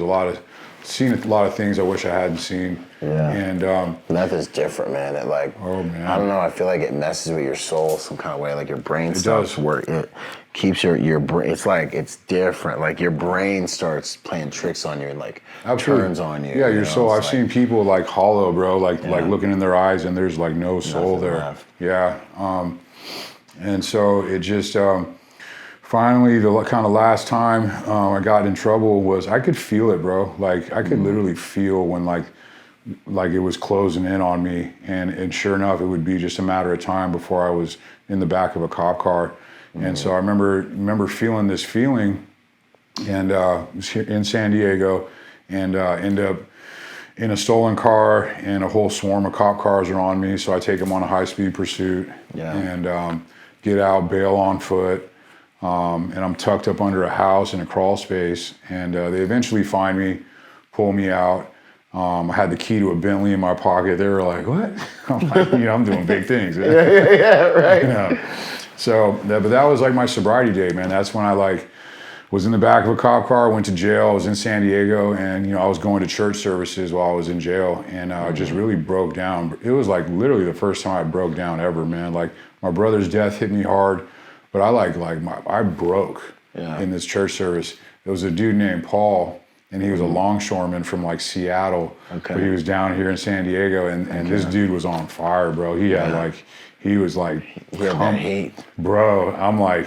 I'm sitting there, and I'm just like I literally broke in a couple of these church services, and so I would take it back to my cell, and I had it going on there, so I had like my own cell. I was the representative for our unit. And I remember just talking with God, man, and just like, remember vividly God telling me, he's like, look, bro, like I got something better for you, man. Yeah. Like, trust me, trust me, follow me, and it will be different. And I got you. Yeah, and I was like, okay. I was like, all right, I'm all right. I'm down. Let's do it. I was like, man, if you give me a program, God, that'd be cool, man. And so, what's your program like? And so, like, I was hoping to get like a drug program, and I had like multiple felonies on this case. It was like GTA, felony resisting, felony evading. I had like at least 4 felony charges on this case. Yeah. And so you're looking at going upstate. You're going to prison for sure. Yeah. And had some signs happen to me when I was on my way to court, talking to God. I'm like, give me a sign, God. I was like, if you help get me a program, I'm all in, man. Yeah. And so I said that happened. I don't know what's gonna happen, but like my experience, he's like a dad. Like he don't never cut me no slack. Like I end up going the distance, almost like it ends up being the best thing for me. Right. But man, he usually with me, bro. oh, I hear you, man. I'm sitting, on this jail bus, like, and so it's funny. I say that with him, and then and so all of a sudden we pass a church. I'm like, and you see it, like your awareness goes. Oh, right yeah, to the church. 100%. I'm like, okay. Yeah. I'm like, all right, God. Like I hear you talking. I was like, but. I'm hard-headed, bro. Like, what's up, man? Give me another sign. Yeah. And so... we put out another fleece. Bro, so we passed another church, and the second church we passed, there was a crow on top of the cross, and there's really been something with my brother and crows. One of his buddies had passed away, And my brother said he always felt him in crows. And then when my brother passed, there was like, I mean, there's crows by my mom's house all the time. There was a crow's feather on my brother's daughter's car. And she even mentioned something about it. And there's something really there. And so I seen that and I was like, all right, I know God's talking to me. So we get into court and the judge was like, you know, I got all these like my low, medium, and high sentence for like my prison term time. And but the judge goes like, you know what? He's like, for some reason, I don't know. I feel like maybe I want to offer this gentleman a drug program. He's like, how would you feel about taking a drug? Would you be interested in something like that? And I was like, man. Yeah, I'm like, that, like right when it hits the target. I'm like, man. I'm like, yes, sir, absolutely. I would really appreciate that. Yeah. Like, if you were to give me that, I will not mess that up.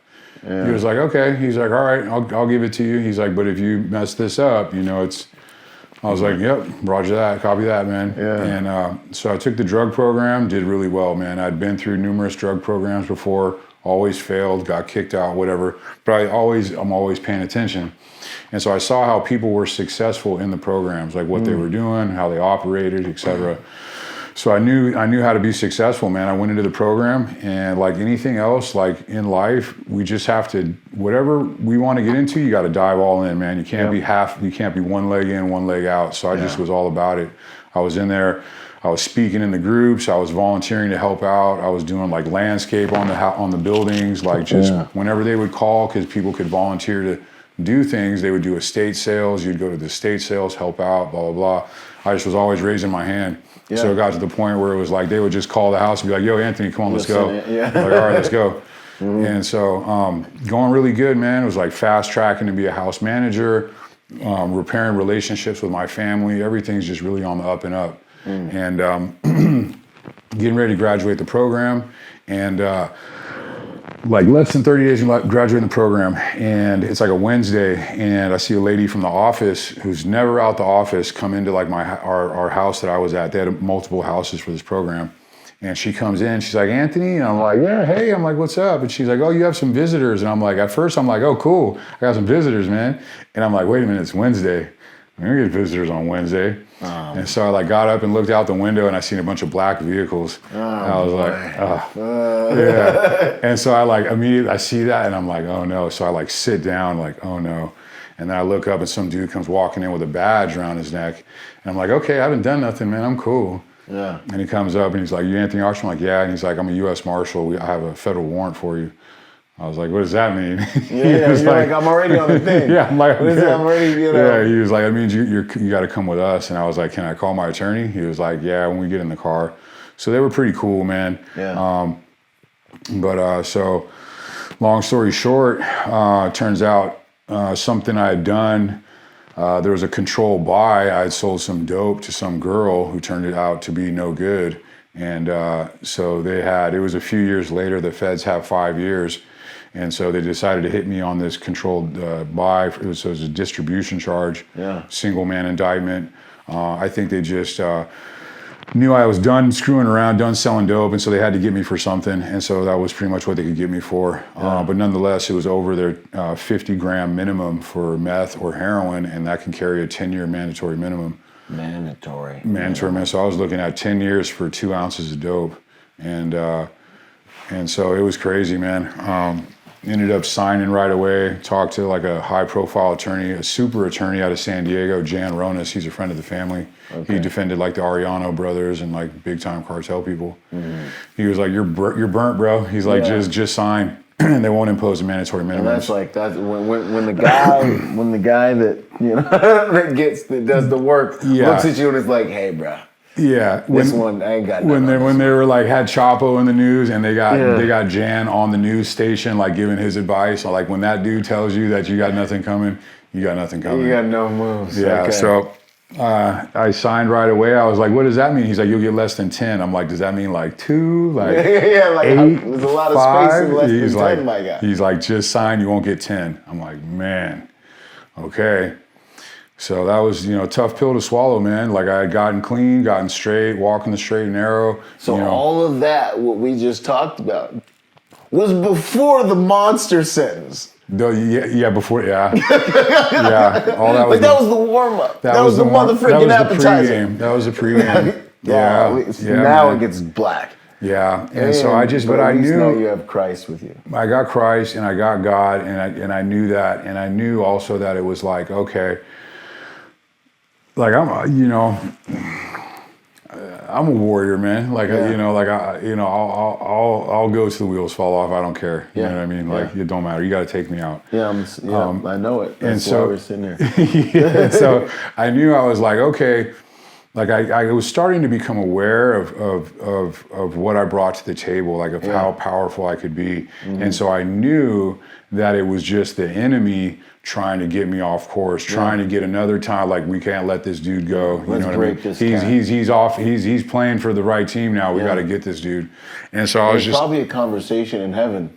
Like you see your boy, give him to me one last time. I guarantee I'll break him. You know what I'm saying? Like with Job. I was just about to say, like with Job, God was like, nah, 100%. Man, he's solid. Like that song, what is that song, Fortify My Faith, where it references when Jesus was talking, is it Peter? I think it's Peter, and he's like, Satan has asked to sift you, Peter. And he's like, but I've prayed for you. And it gives me chills to know that there is every moment of our life, bro. There is a God that's looking down at us, watching us in this motherfucking game do work. There's Jesus Christ who is praying for us, interceding for us. Like, nah, man, like he's praying to God about us, man. And the blood says better things about us. And then there's a Holy Spirit here in this room that's literally like, yo, homie, zig, don't zag. like he's our umpire, it says, like, it just kills me. And so that's what I kind of see, like in that moment. Satan was like, yo, give me one more lap with your boy. And Christ was like, nah, man, I'm praying for him. Man. So I just was like, all right, cool. Like I knew like I wasn't going back. And so I was like, okay, like I know how to do time, and so I just knew that I'm like, okay. There's one thing I know how to do. Yeah, one thing I know how to do. And so I was like, all right, I'm gonna do this time and I'm gonna just make it count, And so I just really focused on my personal development, man, like hardcore, bro. Like I'm reading, this all happened, this was like 2019, so I'm getting processed in, and so then COVID hits. Wow. And so I was downtown San Diego at MCC, which is a federal building for inmates there, and I was up on the 12th floor. That's like where the high security people are at, whatever. And high-risk people down. And so it's like where all the shot callers are at and everything. And so COVID starts going on, and so everything's slammed down. It's all locked down. Like you're not coming out of your cell. It got down to like Geneva Convention regulations, to where it's like you have to be, like it's a human right that you have to be given a hot meal after 72 hours. It's and then you also have to be given a shower, or allowed to be given a shower after 72 hours. A hot meal after, so there you're getting sandwiches for the rest of the time. Sandwiches, bologna, cold. Yeah, you're getting cold sack lunches. For breakfast, lunch, and dinner, which are set at a minimal caloric intake, right? Which is just I think it was like 2,500 calories at most. It's Marine Corps-ish too. It's the same thing with the milk. That bologna that you guys would get, we get the same bologna. Same bologna. And it's so funny, the boxes, you would have some dudes that work in the kitchen, and it would say like for like, it wouldn't say military, it said like for like military or like institutional use only. 100%. Like, don't give these to people you don't own.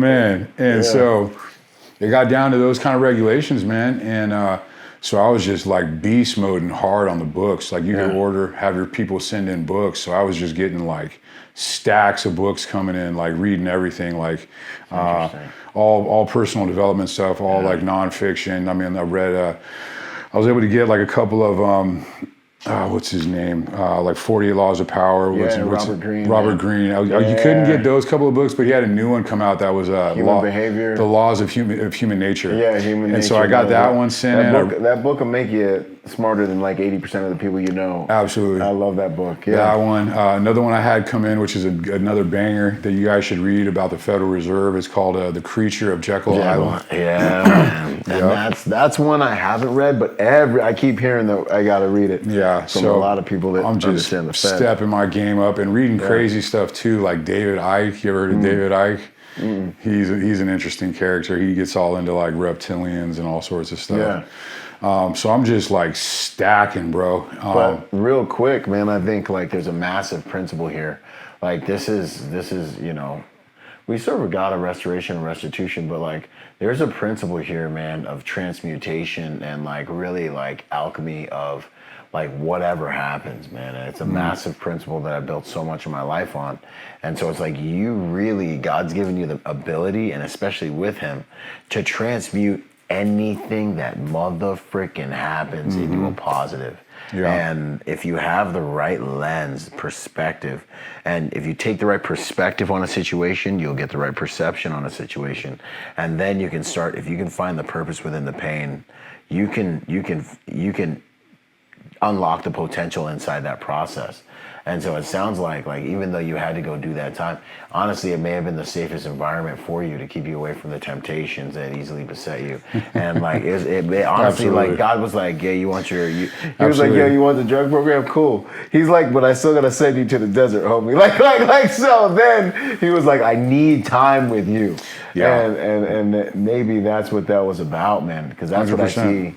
It's all love when you start to really understand the game. Absolutely. Yeah, no, it was definitely a safe place for me to be. I knew how to do my time and everything. Yeah. And so it was really just a time for our relationship to build. And that's really what it did, man. For years, I'd get up early, I'd read my Bible, like mandatory program, man, workout. But I was always spending time in the Word, man, every morning before I started my little daily routine that I had, even if it just involved me being in this bathroom, living with another dude, you know what I mean? But I would have my routine, I had a very strict routine that I would go about, but it always started with me getting in my Bible, man. Yeah. And mending that relationship, really dialing that in, man. That's huge, man. Yeah, it was huge, dude. Went through the COVID thing. It was funny. They were trying to come in and swab test everybody, and you're not sticking that thing in my nose. I don't know. I don't know what's on that thing. Even in prison, my man was like, nah, bro. And so the nurses would come in, and they would be like, you would know when they would come into the unit, and so I'd be yelling out my door, "My body, my choice." Yeah, let's go. And they were not happy about it, but it's the same thing, man. No, 100%. And the crazy thing is, like, you can't. It's written. You can't force medicine on people, and this was the part that was getting kind of crazy, is because they were literally like, weren't forcing the medicine, but they were incentivizing the vaccine. Yeah. Like if a unit got to a certain percentage of the dudes vaccinated, you would get popcorn. And if you got to another level, what was with a higher percent social pressure, bro? They like, if you got to 80%, you could get popcorn and a movie. Like, so you'd have all the homies being like, yo, get vaccinated. All of, like, in my unit, like where I was at, nah, none of us were having it, bro. That's funny, man. So the homies were hip to like, yo, if the government wants you to do something. Yeah, we're not, but you'd have like the other units that were full of like the chomos and the weirdos, and they of course were at like 100%. They got all their shit. But the unit I was in, man, Big Meech was in that unit. Yeah, real ones, bro. Yeah, So he was cool, man. Like, he was a good dude. He ran a good program. We'd be on the yard working out. He'd have their pull-up bars. I'd be on my pull-up bars, and we'd just be getting after it, working out all the time. I just worked on my personal development, bro. Got into where I was finally designated where I was at in Sheridan, FCI Sheridan. It was a medium facility. I got really fortunate because I had high points. So I got on a management variable when I went to a medium, because if I went to a penitentiary, man, it's super active there. People getting killed all day long. Yeah. And so, just another blessing right there. I think they realized, because it was an old case. I was already on straight and narrow. I got a drug program in the feds at that point in time. And so I went to where they offered this RDAP program. Okay. So did the program, just did my time. I got a college degree while I was in there through correspondence. Yep. Good dude. Yeah, all through correspondence, man. It was a business management degree in hospitality as well. Starting to stack wins. Stacking, bro. Started tracking my macros while I was in there. All longhand. Got under 10% body fat. That's what's up. Yeah, it was pretty good, man. So I just, I just knew that when my time would come, that I was prepared. I think the biggest lesson I learned was initially from the Boy Scouts motto, "Be prepared," man. Yeah. Is the best motto to have. And so I was just getting prepared. Got released. Getting prepared for freedom. Because, like, real quick on that, man, freedom, we take it for granted. Bro. I seen freedom kill more niggas. I seen freedom kill more dudes better than me in war, bro. Yeah. Like, I seen freedom, because I'm with Viktor Frankl in that I think there should be a statue of responsibility, on the West Coast to balance out the Statue of Liberty on the East Coast. Because freedom without responsibility equals death every single time. Absolutely. And, like, when you get out, speaking as a Marine now, like when you get out, bro, like, and you're sitting here with all this time and this freedom, and you start, trying to figure out how to arrange your life, and the best years for us, you think are behind you, because, like, you had freaking your tribe, you had your boys, you had honor, you had mission that was bigger than you, you had your money, you had your basic needs taken care of, and then you get out, and it's like, you're sitting there telling your war stories. Like, after a couple times, like, your wife don't even care about your war story. I mean, like, and then after a couple beers, you're trying to feel good, and you're trying to feel like you're alive, and you're doing all the eating and drinking, and you look in the mirror, you don't look like you got no war stories anymore. I mean, and, like, this atrophy of your previous identity, because cats fail to focus on what's coming while they're in freedom. Is what I believe kills the soul of a man, the atrophy of identity, before they ever pull the friggin' trigger and tap out, man. And the late Miles Monroe said to me, he was like, I was protecting my client, but we were out to dinner. He said, "Nothing will lead you closer to destruction than comfort." Nothing will lead you closer to destruction than comfort, man. And I remember that one saying, man, has probably saved my life. Because, this whole thing that we do is like, you get out and you're like, oh, this ain't nearly as hard as Iraq. I'm like, are you sure, bro? Are you sure? Because, like, 22 homies shot themselves in the face probably today in the veteran community, arguably, and it's like, no game, man. Yeah, Freedom man. ain't no game. No, it's not, man. I did pretty good. Got out and went to home confined. Had a, what is it called? Halfway house. Yeah. Got out, had to go to the halfway house, but got home confinement, which was a big win. Got that done way ahead of schedule.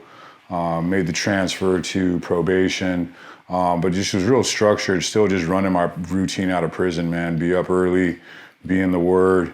At that point, I was able to go to the gym, which was, that was probably, I mean, the first time you walked to the gym, you were probably like, I made it. Yeah. I still remember the first time I went into the gym, man. Yeah, it was funny. I had a phone. I got a picture. I still got the picture, man. I'll have to post that again pretty soon. Yeah. There's something that I hope I never forget, and it's how much, I promise I never forget. It's how much stuff we take for granted. Yeah. You know what I mean? Like, when you ain't got it. I know you know what I'm talking about. Absolutely. You know what I mean? Like, even in the Marine Corps, being sitting there in other countries and being like, this is miserable, dude.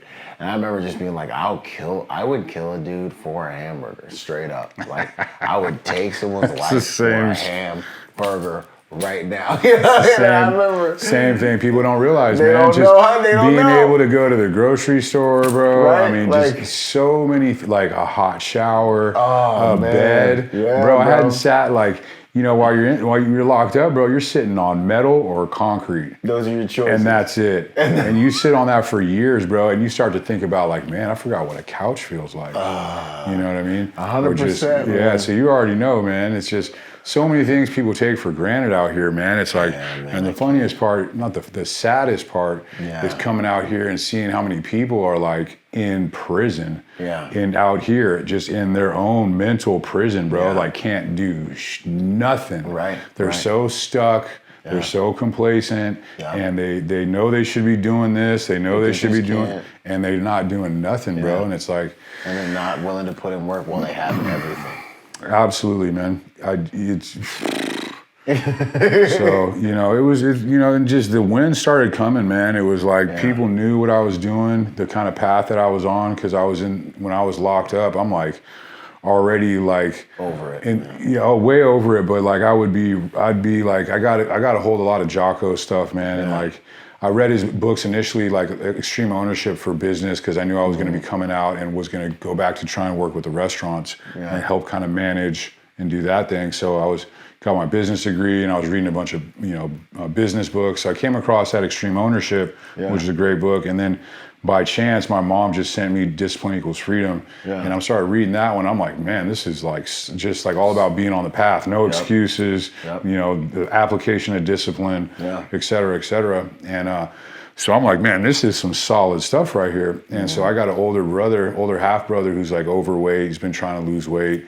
And so I'm like writing out Discipline Equals Freedom longhand in letters and sending it to him. Wow. And so he had already they all knew all the path that I was on. Like I was still on my self-improvement path, you know, when I got locked up and I was doing all this time. So years are going by. I did it almost 5 years in the feds. So these years are going by and they know I'm still progressing. So when I finally got out, my older half brother, Danny, he's like, hey man, I want to take you to this gym. He's like, my buddy that I went to high school with helped back the gym, and I want to take you over there. I'm like, okay, cool. So we go over there, and it turned out to be Victory MMA, which was Jocko's gym, and one of the other owners / manager.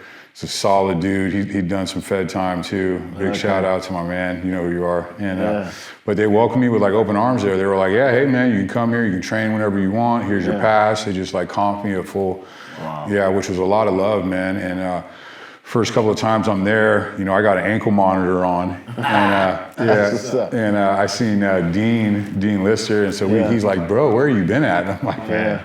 So we're chopping it up, and then Jocko was right there. You know, him and Jocko are good friends. So Jocko comes walking up, and I'm like, that's so funny, bro. I was like, sir, I gotta let you know something, man. I was like, you know, I just been on this crazy. I was in federal prison. We're working on my personal development. I was in this group. I was in this unit where I was a mentor in this drug program, and I'm reading Discipline Equals Freedom to like a unit full of dudes in prison. He was like, really? I was like, yep. He's like, man, that's badass. I was like, absolutely, man. So he was hella cool, man. And that's funny. So like, you know, I've spent a lot of my time around celebrities and stuff, and I was reading Extreme Ownership for the second time. And I was working a detail for the Navy SEAL Foundation. Okay. And sure enough, bro, one of my homies comes on the horn. And he's like, "Yo, Rogers, meet me up front. I might need some backup with this dude." So I'm like, "Okay." So I roll up front, and dude rolls up. Now we're at like a suited and booted event for the Navy SEAL Foundation. It's like a charity. Everyone's black tie, everything. Yeah, I know the foundation. And dude rolls up on a bike. You know, and I can't quite see who it is yet. He's got no shirt on. It's some flip-flops or something? Yeah, it's a flip-flop, bro. Pulls his shirt out of like his back pocket. Like this is him ironing his shirt. You know, starts throwing it on, you know, and he's coming through his shirt. And I'm like, this dude's kind of beastie. Like, we're going to have to work. Like, he's for sure SEAL. I'm starting to do the math, you know. Like, I'm going to have to deal with this. And he pops out of his shirt and he like looks at me. And I'm like, now, I'm listening to Jocko's book for the second time. That's how much, you know, that I was into it. It's a good book. Yeah, heck yeah, man. And he looks at me like, it was a look like, I see you, you see me, we're cool. Now I'm thinking, oh my gosh, like this is Jocko. And then it turns into like, are we cool? Like, is there a problem? You know, because you know, a dude looking at you for a prolonged period of time never started to dial up. And then I was like, no, we're like, do your thing or whatever. But you know, it's funny you mention that because he was like one of the few people in my whole life where I was like, That's a cool dude, man. Just because of what I know he's about in terms of what he presents. Cool dude, man. Yeah, he gets hated on by a lot of people, man, which is sad. But it's interesting. Yeah, he's been solid, bro. Every time like we met, like we talked, so I'd see him at Victory, and we'd be chopping it up and everything. And he's a sharp dude, man. Like he's always been super cool, super respectful. Anytime I see him with people, he's stopping and chopping it up with them. Yeah, and then. I told him, like, originally when I was going there, like, yeah, this comes off. I think it was in November. And so, like, we get close to that date. It actually got down to that week. And I see him, and he's like, what's up, man? He's like, that comes off this week, huh? And I'm like, yes, it does. I was like, yeah, let's go, man. Yeah, it was pretty cool, yeah. Yeah, I ended up rolling with Echo one time, and I don't know if it was him or who came up with it. It was like my anti-leg lock device, my ankle monitor. So it's cool, man. Just having these just such big wins, like God really showing me, like, okay, like here you go, man. Yeah. Like, because while I was locked up, man, I found that there's so many parallels between the military and dudes in incarceration.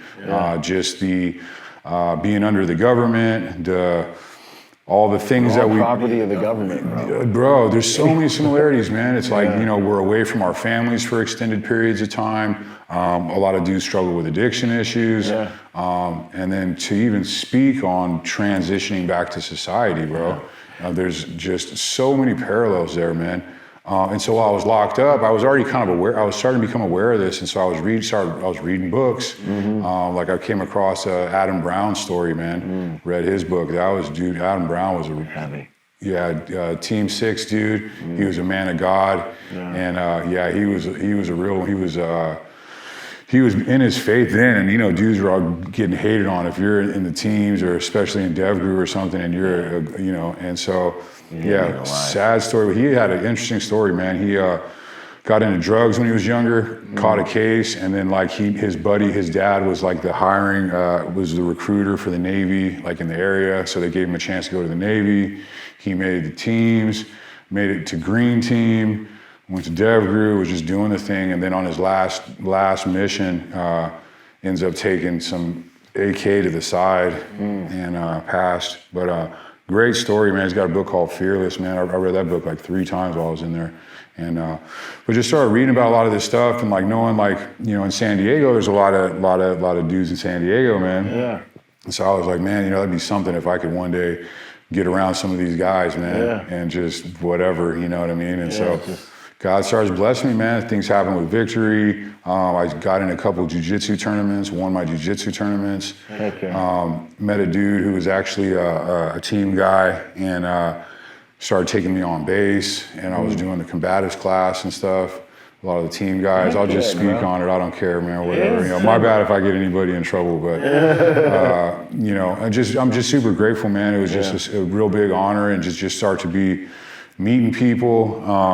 God just starts blessing me, man, with all these different things. I was working for the family restaurants, and got into started managing more than one location, got into operations, and was just really, trying to help my mother get out of the business, because she's like 70 years old. She's still running these restaurants, and it's like, a lot, man. So do you see, when you look back, it's like 2 things. Like, one, before you got serious with Jesus, like, can you look back in your life and see him with you?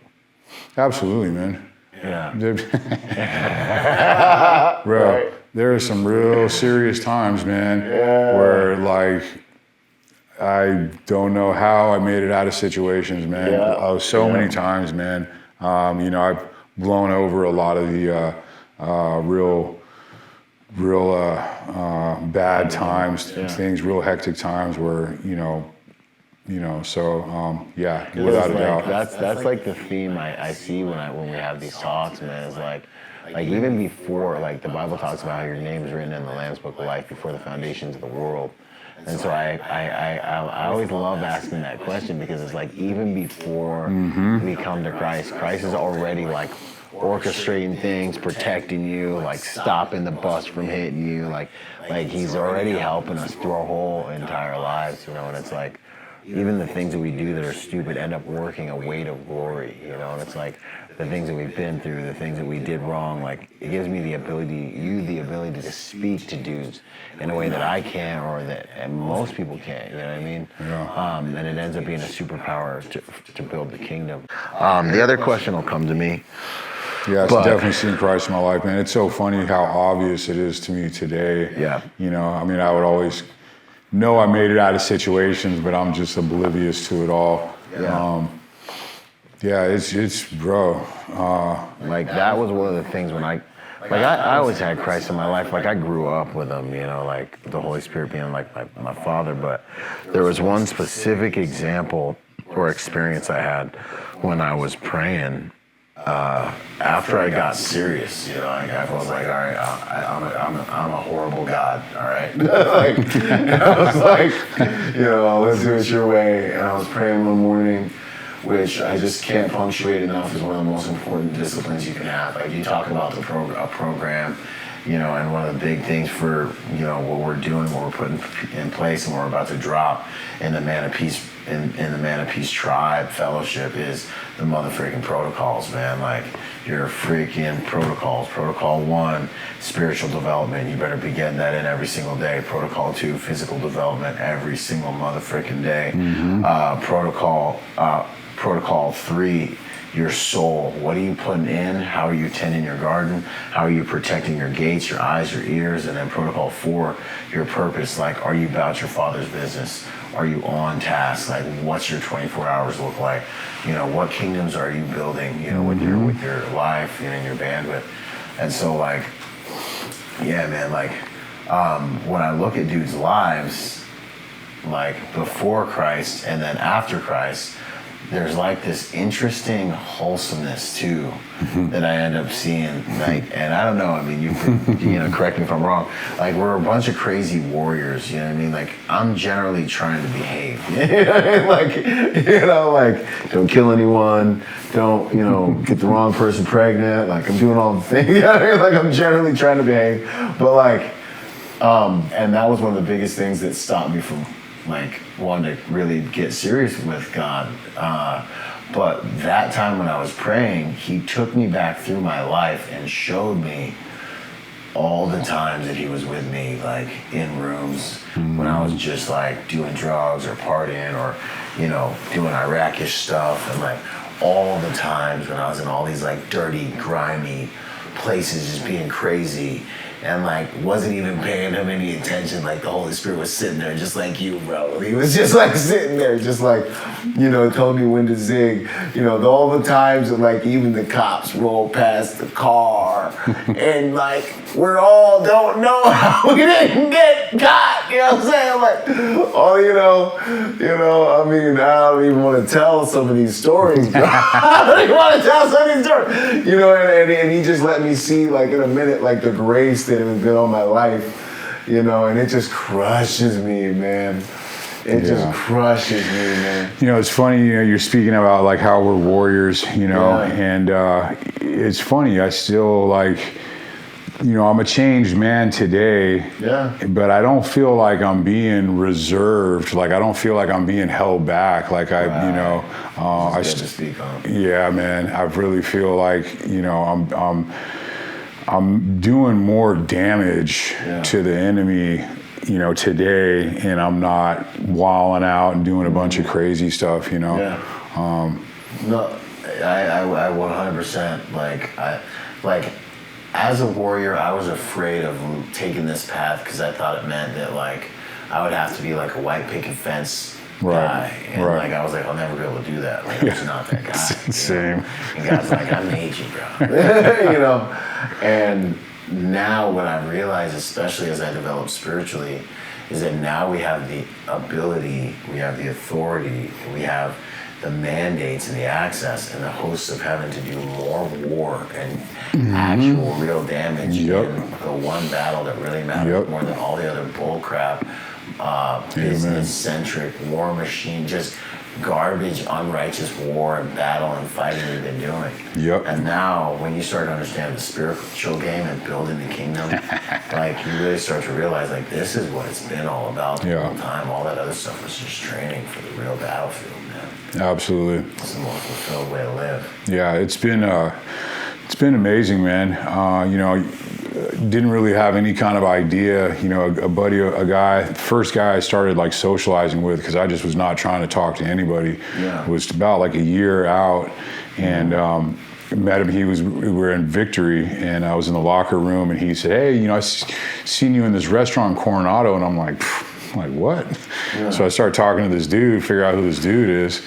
He turns out to be all right. He's a business owner. He's like late 30s, like 37. He owns like 3 businesses, lives in Coronado. I'm like, okay, I can talk to this dude. You know, he's not some degenerate. Yeah, he's got his life together. So I'm talking to him, and he's like, kind of, you know, learns my story, what I'm about and what I'm doing.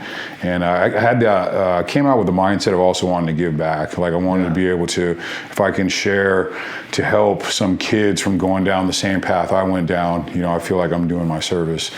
And so he was aware of that as well. And he was like, bro, he's like, there's dudes online, like helping other men, coaching other men. Yeah. I don't like to say coaching, helping other men. And I was like, okay. And so I gave it some thought and decided to just jump in, man. And that's when I just started this business. And was where I was getting to is that you know, we don't really know like the damage that we're doing. You know what I mean? The work we're putting in, so to say. And but it, you know, so I got online. I just started just basically filming myself. Yeah. Just what I do. Just started documenting. You know, I'm not like creating stuff. I'm just documenting me, who I am, what I do, what I've been through. Just telling my story. You know, I got and sure enough, man, I just started getting feedback from people, man. Just like all sorts of feedback, man, from like all spectrums of life, man. From like dudes that are like correctional officers saying, "Hey, man, it's you know, you inspire me to do my job correctly because people do change." Wow. Or like, yeah, man, that one's heavy, man. That's real heavy, bro. Yeah. Or like feedback from law enforcement officers and like, or just dudes telling me that they started using their CPAP machine they hadn't used in 20 years and their health is coming around. Or dudes telling me how like they've gotten sober and their whole, like all these crazy like awesome things that like I'm affecting people. I'm just like, wow, that's like, had no idea, because you know, I'm just talking to my phone. And sure enough, it's just like been affecting people's lives, man. And it's just continued to grow, man. Like had people that I've like watched on YouTube, you know what I'm saying? Like dudes, like, you know, because I like all the same stuff, you know what I mean? So it's like I started getting on and sending it, and sure enough, I had like T-Cav reached out to me. He's like, "What's up, dude? I like what you're doing." I'm like, "Man, that's crazy, bro. I watch this dude on YouTube. Like, what's going on?" So when I first learned about like the superpowers of social media, because I was never on social media beforehand. I just never was on Instagram, nothing, until I started this business. And so I'm like, damn, this is crazy, man. And so I was talking to him. He was pretty cool, man. We ended up hooking up, getting, you know, got a workout in with him, shot some content, which just blew my mind, you know what I mean? But things just started happening, man. Cody Alford, I ended up talking with Cody Alford, is another dude. I'm like watching this dude, and he's just like had some good advice. We started talking a little bit and building a relationship. That's how I ended up getting over with Core. Was talking with Cody, and then I ended up talking with Sid, and Sid invited me out to the event. That's how that all started. That's how we ended up meeting. That's how we ended up meeting, man. And it was just crazy, man. Just started to just I think on that real quick, what ends up happening is like God gives you like a task and he gives you like a mission, and like it doesn't look like much at first. You're like, you know, you get like a nudge, like, hey, go do that thing, and you're like, it's just stupid, like it's like little. But like if you're faithful with it, that present purpose, that ends up being like the Bible says, do not despise small beginnings, you know. He who's faithful with a little will become ruler over much. And so it's like I mean, my whole empire started with the freaking podcast, you know, and I didn't want to do it. I didn't want to start the Executive Lifestyle podcast. I was like, I want to be a business owner. Like, a podcast, you know? Like, and then everyone who knew me begged me not to do it because it'd be the end of my EP career, you know? And, but I was faithful with it, you know? And then things started to blow up. And like what you're doing, man, even in my group, our group, you know, like multiple cats are getting on program, you know, like you're changing their life, you're changing my life. I got to get back on my macros with you, you know, but like even while I was doing it, I was like, oh, this is kind of working. And then the client was like, you're coming with me for a month and I ruined everything. But I'm getting back on the macros. And when I get a six pack, I'll never have a shirt on again. But anyway, you know, like you're a blessing. And when you're operating from that space that God has called you to, man, like, seek first the kingdom and its righteousness, all these things will be added unto you. The second thing I was going to say too is like, there's this super, and for those of us who know hell, you know, and many of you much more than me, there's this super amazing wholesomeness, bro. Oh yeah. Like there's this peace, like, things are freaking okay. Yeah. I mean, like we still go through trials and tribulations, but you find yourself like, of course, like, man, but like I'm okay, you know. Like for me, that's like so big. And I look at the lives of even the guys that I interview, it's like things are okay. Like we got our fights, and it just, I don't know, man. It means so much because there've been times in our lives where things were not motherfucking okay. You know what I mean? Like, and when you start following Christ, like even when I was in like the last year was like the hardest year of my life. You know, I was in a version of hell, but I had peace, man. Like I had peace. Like he was like, I got you, and I was like, okay, you know, I just need 70K by Monday, like, or else it's over. You know, like it's funny. Yeah, no, it's funny you mentioned that.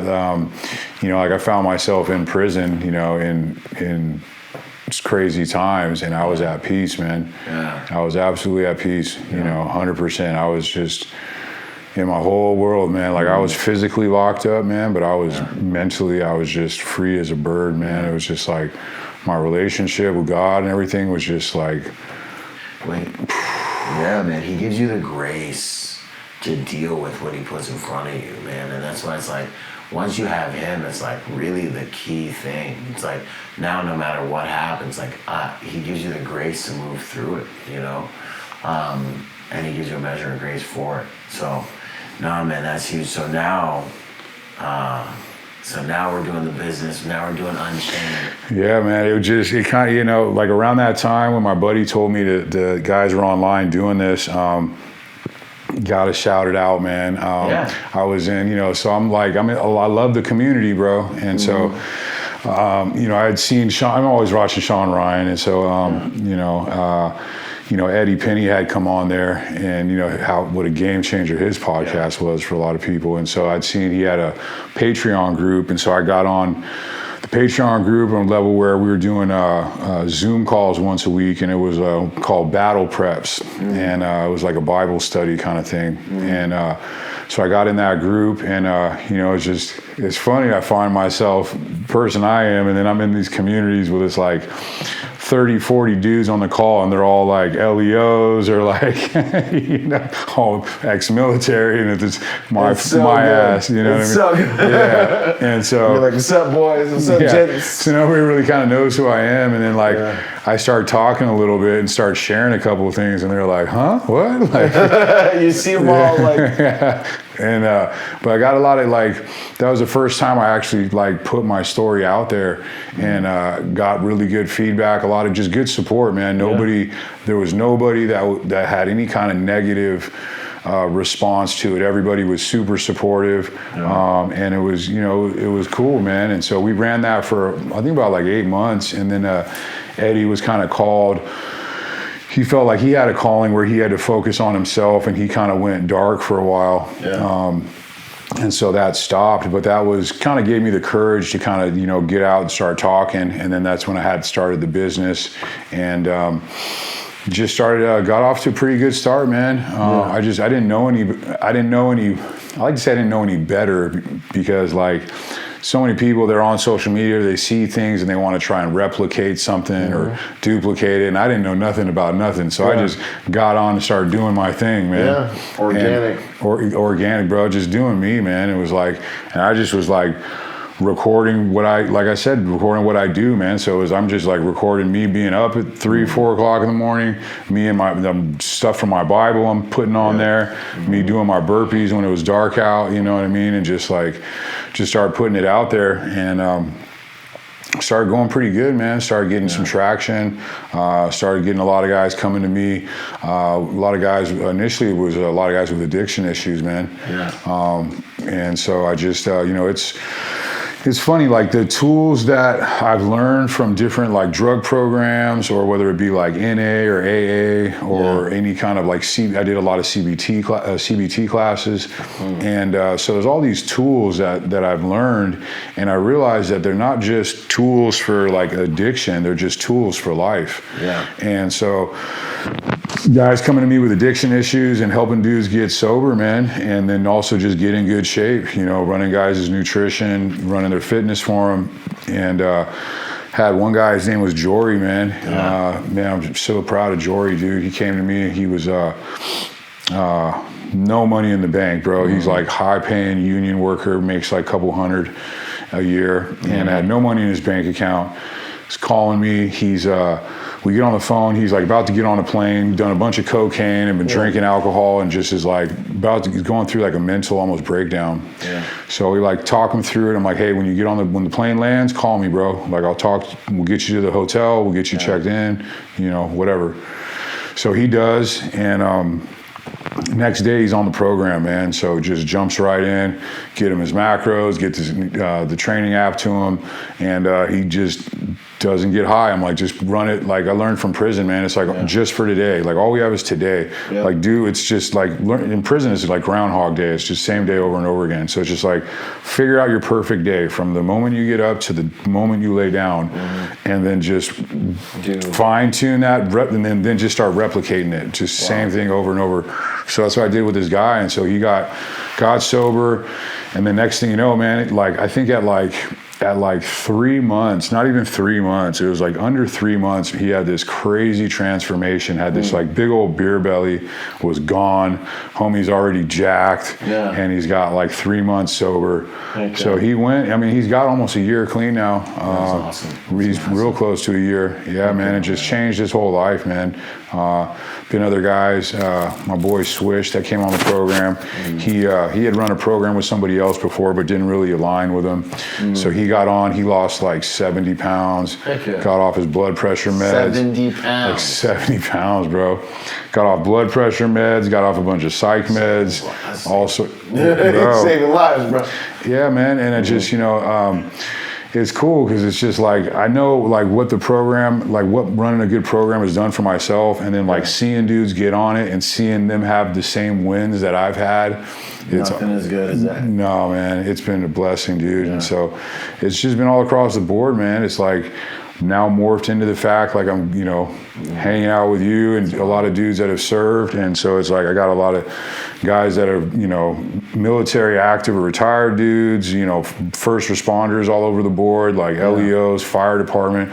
Even got some dudes from the LA County Sheriff's Department on the team. Yeah, boys that had me, used to have to put me in my cell are now on the program. Jeez, so man, God's good.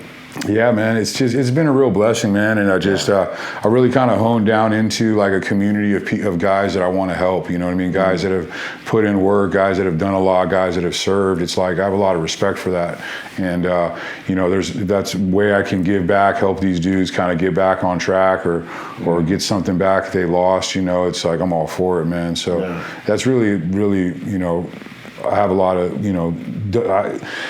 What do they say in the program? It's like you keep what you have by giving it away.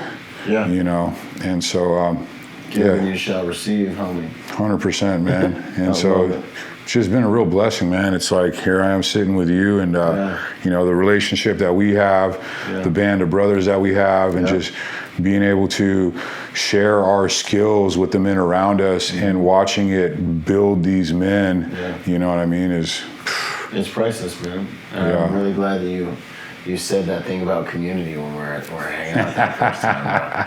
For whatever reason, it hit different that time. Well, what it was I felt in my spirit that there was a new season. Like, you spoke it, and I remember, and the Holy Spirit was like, yeah. And I was like, I had a little resistance, so I'm like, I don't know if I want to talk with people, like, hang out, like, you got stuff for me to do, like, we're gonna go get tacos, like, come on, man, I gotta figure out how to get these businesses up, Yep. But he was just like, it's time, So yeah. that's awesome, man, and it's amazing what discipline can do, and it's amazing how fulfilling and rewarding, like, being about your Father's business is, man. Like, when you're like on mission, like you mentioned, seeing somebody who was where you were succeed in any way, or just changing people's lives. It's the most valuable thing we can do while we're here. When somebody gets through our training and they're like, dude, you changed my life. Like, I can buy presents for my family for the first time.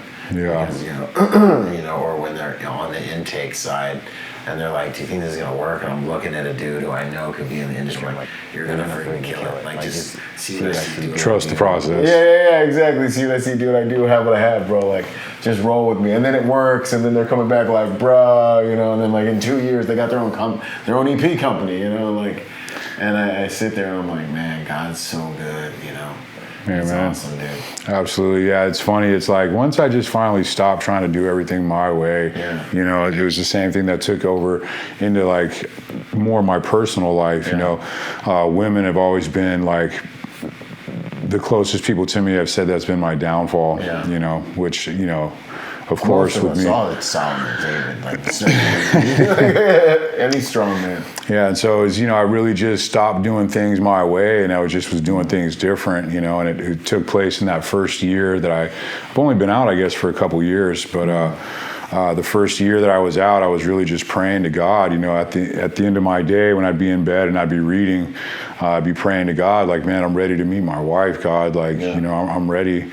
And it didn't take him long, it felt like it was long in my opinion. It always feels long to Yeah, us, it was like 8 months or something like that. I'm praying, but sure enough, man, I ended up meeting the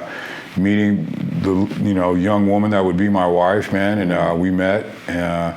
And she was just like, I could tell she was strong. Something about it just told me that she was strong. I'm like, okay, because she's little, man. She's 5'3", whatever, and nice petite looking thing. But she's strong, man. She can deadlift like 250 was her. Yeah. So yeah, man. And but something told me about like her soul was really strong, and her faith was everything. She comes from she was raised Pentecostal, so her family is very, very legalistic type, you know what I mean? And but she was really strong. I felt a strong spirit about her. We met. I didn't tell her about my past on the first date. I did on the second date. She had asked me. She's like, "Well, what have you been doing?" I was like, "Oh, well, I was in Oregon for the last couple of years." She said, "Well, what are you doing?" I was like, "Well, I wasn't really there by choice, But, so on our second date, I ended up telling her that I've been to prison, and she I was totally expecting. I'm like, this is our second date. Yeah. She knows me a little bit, but dumping all this on her, she didn't even bat an eye. She's like, okay. Yeah. She's like, yeah, I figured something was up when you told me you were in Oregon, and I'm like, okay. So this continues. Yeah. And so she was just very strong-willed, and but she saw me, she saw the person that I am, and not the person that I was. And so, man, we dated for like 4 or 6, I think it was like 6 weeks, and I ended up proposing to her, and she said yes, and I could tell she was a little shocked, because I told her, I was like, it's probably going to happen sooner than you think, and so it was pretty quick, but she was super supportive of it, and her family wasn't really, a lot of her family was not supportive. Of course. Yeah, can't blame them. I can't blame them. You know what I mean? It's like when I'm sitting in your living room, like I've seen some families lose it, and I can never blame them. I'm like, I get it. There's stereotypes I got to deal with. Yeah. There's all this stuff, and but I just know the one comfort I have is like I know my heart, and I know the type of results I'm gonna bring. And over time, you'll all get to really absolutely. Wow, Yep. 100%, man. And it was funny. Her brother, well, she's the youngest, and so so she's the baby that she's yeah, man. And it was cool. I really respected her. One of her older brothers, John, he they were very close, and still are close. Yeah. And so he had found out that we were dating and that it was pretty serious. So he was like, "All right, I'm gonna come out to visit." Yeah. It's like, okay, cool. So he comes out to visit, and we meet, and we like instantly get along. He's like, everything's cool. He had been rolling, doing some jujitsu back in Tennessee. Okay. And so I'm like, all right, well, we can go up to the spot, man. Yeah. And so we go, we do a class, and then I'm rolling with my girl, and then after the class, he's like, hey man, let's roll. And I'm like, He's like, yeah, no, come on, man, let's roll. And I'm like, all right. I'm really about to get to know you. I'm like, all right, babe. Like, she was like, yeah, he used to beat me up. I'm like, all right, babe, I got you. Yeah. And so we start rolling, and I didn't take too long. I ended up getting his back, took his back, and then sunk a rear naked on him, and got him a little tap real quick. But I mean, him even being willing to do that with you, and it was cool, man. Face and like it's the way it's supposed to be. Yeah, and it was all good. There was no hard feelings. It was everything was cool. My wife was freaking out while it was all going down. Yeah, I'm sure. Yeah, she was videotaping it, but she was like, no. Stuff. Yeah, it was just good, man. And so it's the first time in my life, like, I've had an absolute, like, healthy relationship, man. Yeah. All the other relationships in my life were just toxic. They were based off, like, sex or substances or whatever it may be, man. They're all sack chasers, you know what I mean? And so, it's just been really amazing to have this relationship today, to where it's just like, I mean, we've been together, we've been married now about a year, but like, we really have like no problems, bro. Like, everyone's mature, developed. Like, there's just the childish stuff. You probably bypass all the childish stuff. Yeah, and that's I'm 43, she's 41, and it's just been it's been something very, very special, man. And it's just and God and Christ are at the center of it. Yeah. You know what I mean? My relationship with God comes before her, and just as it does for her, her relationship with God and Christ comes before me. And bro, that's just such like, so many things fall into play. Like, when I met her, like, I knew her faith was number one. I knew she was also like, her health was important to her. She exercises as well. And I'm like, okay, cool. Our political views were on the kind of matched up, you know what I mean? Or matched up, I should say. And so it was like, those big factors dictate so many other things, man. Yeah. And so I was like, okay, then if all these things line up, then any of the small stuff, not a problem. 100%. Yeah. I was listening to one, like a meme earlier today, and I was talking about this last week, where it's just like, man, if you can pick a partner that has a relationship with Christ and that's a priority to them, you Game over. it. Because, like, wives submit to your husbands. It's like, okay, cool. But like, the problem is if you look at that, if you even look at that, but if you look at it through like the world's lens, it still is like a conditional thing. Mm-hmm. Husbands, dwell with your wives in an understanding way. It's still a conditional thing, And so, like, when you have a partner whose heart's for God, they're accountable to God.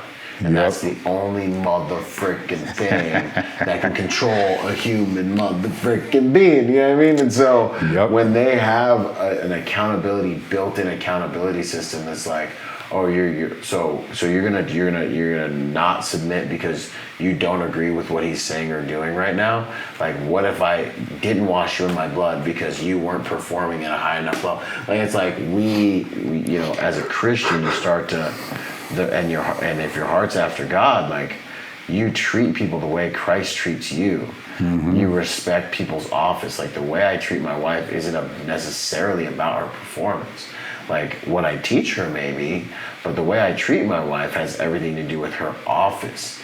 And I'm accountable to God for how I treat his ambassador and his helper that he sent me, If she's mistreating me, I can sit tight and be like, you know what, Father, this is you. Talk to your girl, man. Talk to your daughter, man. Talk to your daughter. But it makes the relationship work. Otherwise, there's competition, there's freaking battles, there's flesh, there's wounds, there's traumas that are fighting and all this. And relationships motherfucking suck when Christ is not at the center of it. Absolutely. I don't even believe in long-term relationships if Christ ain't at the center. I don't even know if I can do a long-term. All of that's so spot on, man. You know, you hit it. I've said it like so many dead men of relationships, people in relationships right now. Sorry. You know, and you spoke on it a while ago too, and you said the two biggest things that we do is choose who we serve and then who we serve with. Yep. And I always say it just as like, I heard it brought up, it was actually Jocko had mentioned it. He was talking to a buddy of his and asked him, or his buddy had said, you know, the most important decision we make in life is who we choose as our spouse. And I think hands down by far it is, you know, besides who we serve, you know, that of course being number one. And yeah, man, it's just such a difference, man.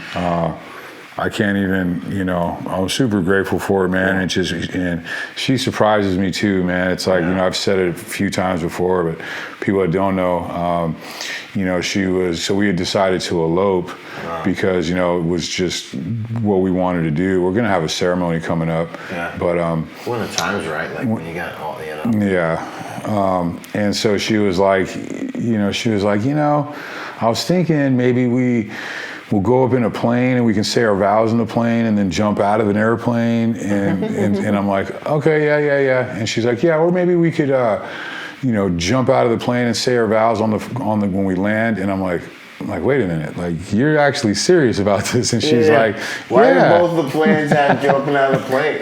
You know? like you're really going somewhere with this, and like you're serious. And she was like, yeah, let's skydive and get married. And I'm like, okay. Like, all right, I guess we're going skydiving. Hey. And so we did, man, and it was just an awesome time, bro. Yeah, I thought it was. I was like, oh, this is kind of, you know. I can't back out. I look like a real sucker, man. But I'm not scared, so I'm like, yeah, let's do it. Let's send it. And it was sweet, man. It was just an awesome time, bro. Went up, jumped. Landed, you know, had my cowboy boots on, threw my cowboy hat on, peeled the shirt off, you know what I mean, and said our vows on the ground.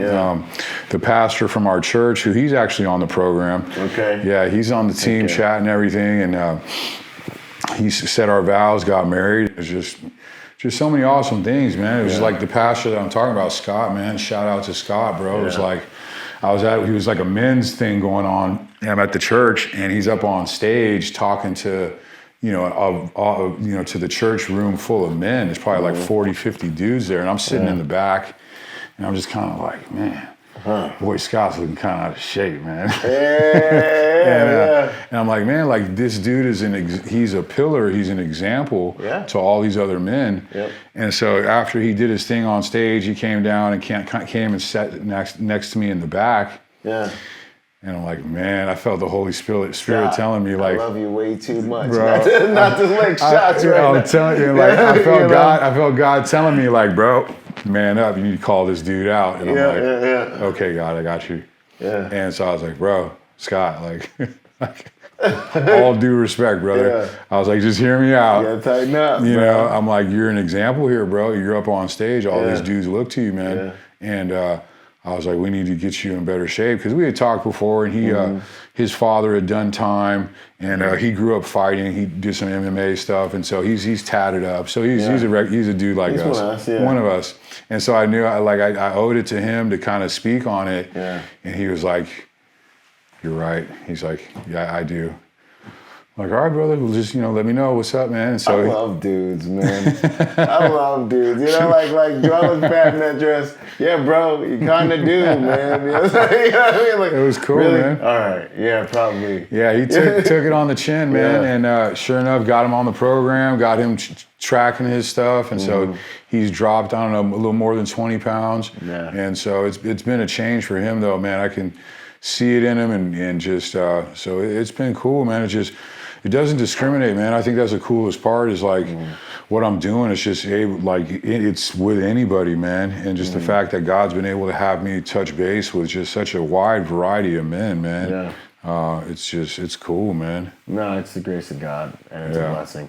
And it's just the beginning, man, where you're on, everything's on schedule, man. We're just warming up. So if you were gonna break Absolutely. it down as we like kind of wind down to our last few questions, like the pre-prison part of your life where you're wilding out, what would be the biggest lesson you learned? Don't get substances, man. Yeah. Yeah, I'd say substances on a main, tangible part. Yeah, but underneath the surface. Yeah, underneath the surface, man. I think biggest mistake or biggest lesson learned would be not focusing. There's so much distraction in the world, and I think people focus too much externally on things. What external things can fill this void, or can change? What external thing can make me change, or everything? Everyone's looking outward, and I think the biggest lesson that I learned was to look inward, man. Yeah. And by looking inward, I was able to see all my faults, all the areas I needed to grow in. And like one of those big areas was like forgiveness. I was really hung up on that for my whole life. It was, forgiving my parents just, for, them doing the best they could, you know what I mean? Forgiving myself for all the dumb things that I put myself through. Yeah. Forgiving the dude that murdered my brother, which really, I learned that lesson from my father, him telling the dude in the courtroom the day when we were allowed to make a statement, the family statements and everything. My dad told the dude, "Hey, I forgive you, man." Wow. He's like, "I want to let you know." He had like turned around and made a move toward him, and the bailiffs, everybody got it kind of up, and my dad like put his hand on his shoulder and was like, "Hey, I want to let you know I forgive you." He's like, "My father asked that, it says that I need to forgive others so that I can be forgiven for what I've done." Yeah. And that was powerful, bro. There's no, I don't know, that's God level. If I could be like completely like, that's math, bro.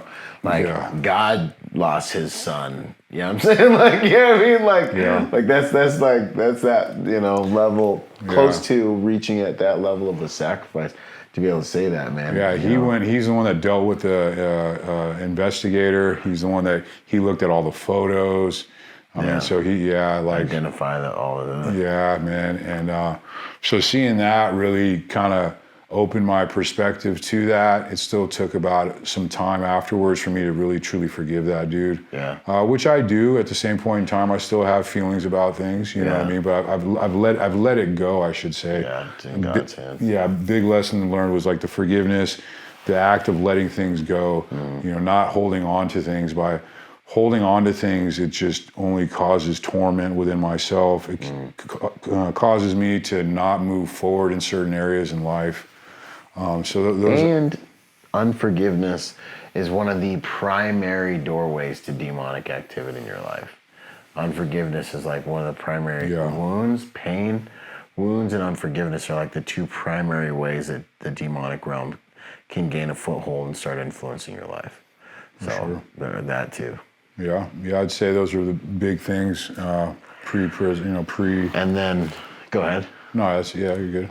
Yeah, and then just moving into the next phase, like doing time were the massive takeaways. Because that's a whole nother education. I look at all of them as education verticals, bro. Like, 100%. My Marine Corps time was one of the best educations I could have ever got, It taught me so many different things about discipline and leadership, leading men in combat, and like, we did our share of hood rat stuff, dude. Bro, you just dialing, hitting right on the head, man. Yeah, sorry, go ahead. No, you're But good. they're very similar, I think. This is the exact same thing. So what are the less takeaways from the prison time and everything? Yeah. As you said, man, discipline, number one. Yeah. Number two, leadership. 100%. Those two things, the discipline has been the biggest changing factor in my life. One of the biggest, the biggest factor in the tangible changes in my life has been the discipline. Yeah. Number two, leadership. It's funny, it didn't even really hit me until like I had started this business and I'm coaching men, and I'm like, wait a minute, like I've been leading men for like many years now. You know what I mean? Just kind of light bulb went off that like all these years I was in jail or in prison, like I was leading men, and teaching them how to program and stuff. So discipline, leadership, and just realizing that like how powerful like an individual can be. Like I was able to do a lot. I didn't have to go about it in a very like aggressive type of way. Like I always kept my cool. I never lost my temper or anything like that. Yeah. But yeah, that was another thing I realized. I didn't realize that until later, of course. Intelligence, or Yeah, definitely. yeah. I think emotional intelligence and social intelligence are two of the most important intelligences. In fact, I think social intelligence might be found in the traditional definition of emotional intelligence, like the intelligence that make up those things. But yeah, man, those two, I think those are some of the most important things to understand. And then phase 3, man, where you're at now, I believe, I guess I don't know, anything jump out at you, or are we still No, yeah, we're good. Yeah, phase 3, man. I'd say, I think it's good to have like goals that we want to reach. It's good to have a vision, things we want to achieve, and to be specific on it. Like, I think that's also very a tangible way to make it reality, being specific on it, and then you can reverse engineer it and break it down to like, okay, I need to be doing this in a couple years. I need to be doing this at 1 year. I need to be doing this in 6 months. That means every couple of months I need to be doing this. Yep. So I think those things are really good. I think those are pivotal in being successful in life. However, what I'm experiencing is in this thing that I'm doing, in my purpose today that I'm living, is just riding shotgun and God's driving. Yep. You know what I mean? I got that thing pointed out the window. Yeah. But he's driving. He's got the GPS turned on, and I'm just letting it kind of go whichever direction it goes, man. And I just feel like if I'm just doing his work, doing his will, he's gonna put me in the right place. So I think that's been the biggest thing, is getting me to take my hand off the steering wheel, man. Yeah. No, 100%. Especially when you're in the freedom game and you're out and you have so much more autonomy. Like, seeking first the kingdom and its rights. It's just like, I don't think people understand. Like, if you are hearing from God, like, you'll know what to do. Like, and like you'll live a supernatural life, because you're getting supernatural coding and supernatural guidance from the being that created you to come here and achieve a supernatural mission. There's nothing more important than being able to hear from him. Like, there's just nothing. All the bull crap that we do, there's nothing more important, And so, yeah, man, I 100% agree with that, man. Seek first the kingdom of his righteousness, and all these things will be added to you. And he will do exceedingly abundantly above all we ever ask or think. And it's just like, I hate how cliche it sounds, because I've heard it my whole life. But like, if you only knew it was the truth, you know what I mean? Like, it changed lives, man. And then, final question. The world's dying, man. It's about to be over. You got 30 seconds left to live. What would you want to say to the listeners? What would you want the world to know? Ooh, man.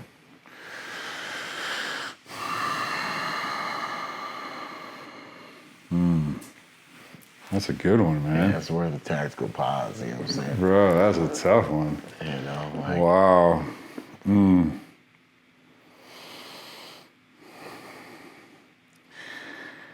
I do, it's like you said, man, there's nothing more important than seeking the kingdom, and so it would be along the lines of, got 30 seconds, so it's like, gotta find forgiveness, man. You gotta ask for forgiveness, because we're all humans and we all have been given this grace, we're not deserving of it. So I think like 30 seconds, man, it's like getting right, man. Asking for like truly asking for forgiveness, but not just then asking for forgiveness, like knowing that you've received it and believing that in your heart.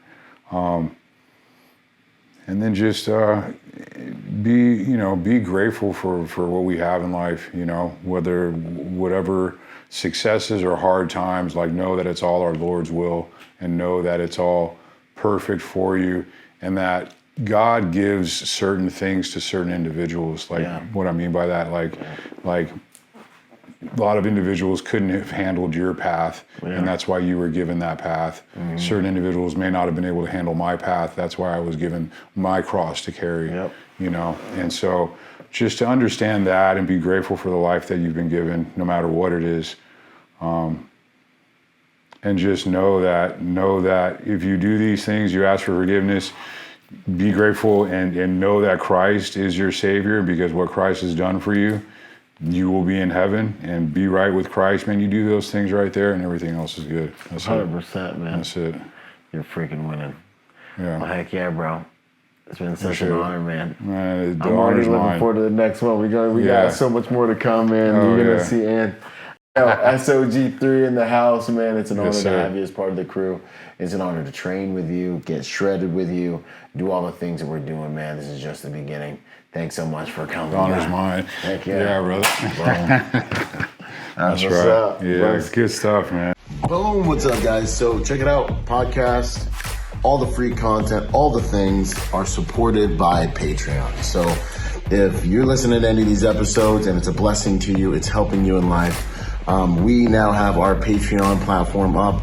It's also a really cool place where I consolidate all my content, and so you actually get to see everything, because the algorithms, for whatever reason, don't always show you everything. But anyways, if you want to support the podcast, this stuff's not free. Getting these videos edited, published, paying people to do all this stuff, syndication strategy, putting it all out, it ain't free. But it's an honor to do so, and I believe it's my work, and it's what God wants me to do. So if you guys want to join forces and help support that work, I want to invite you to check in the show notes, join us on Patreon.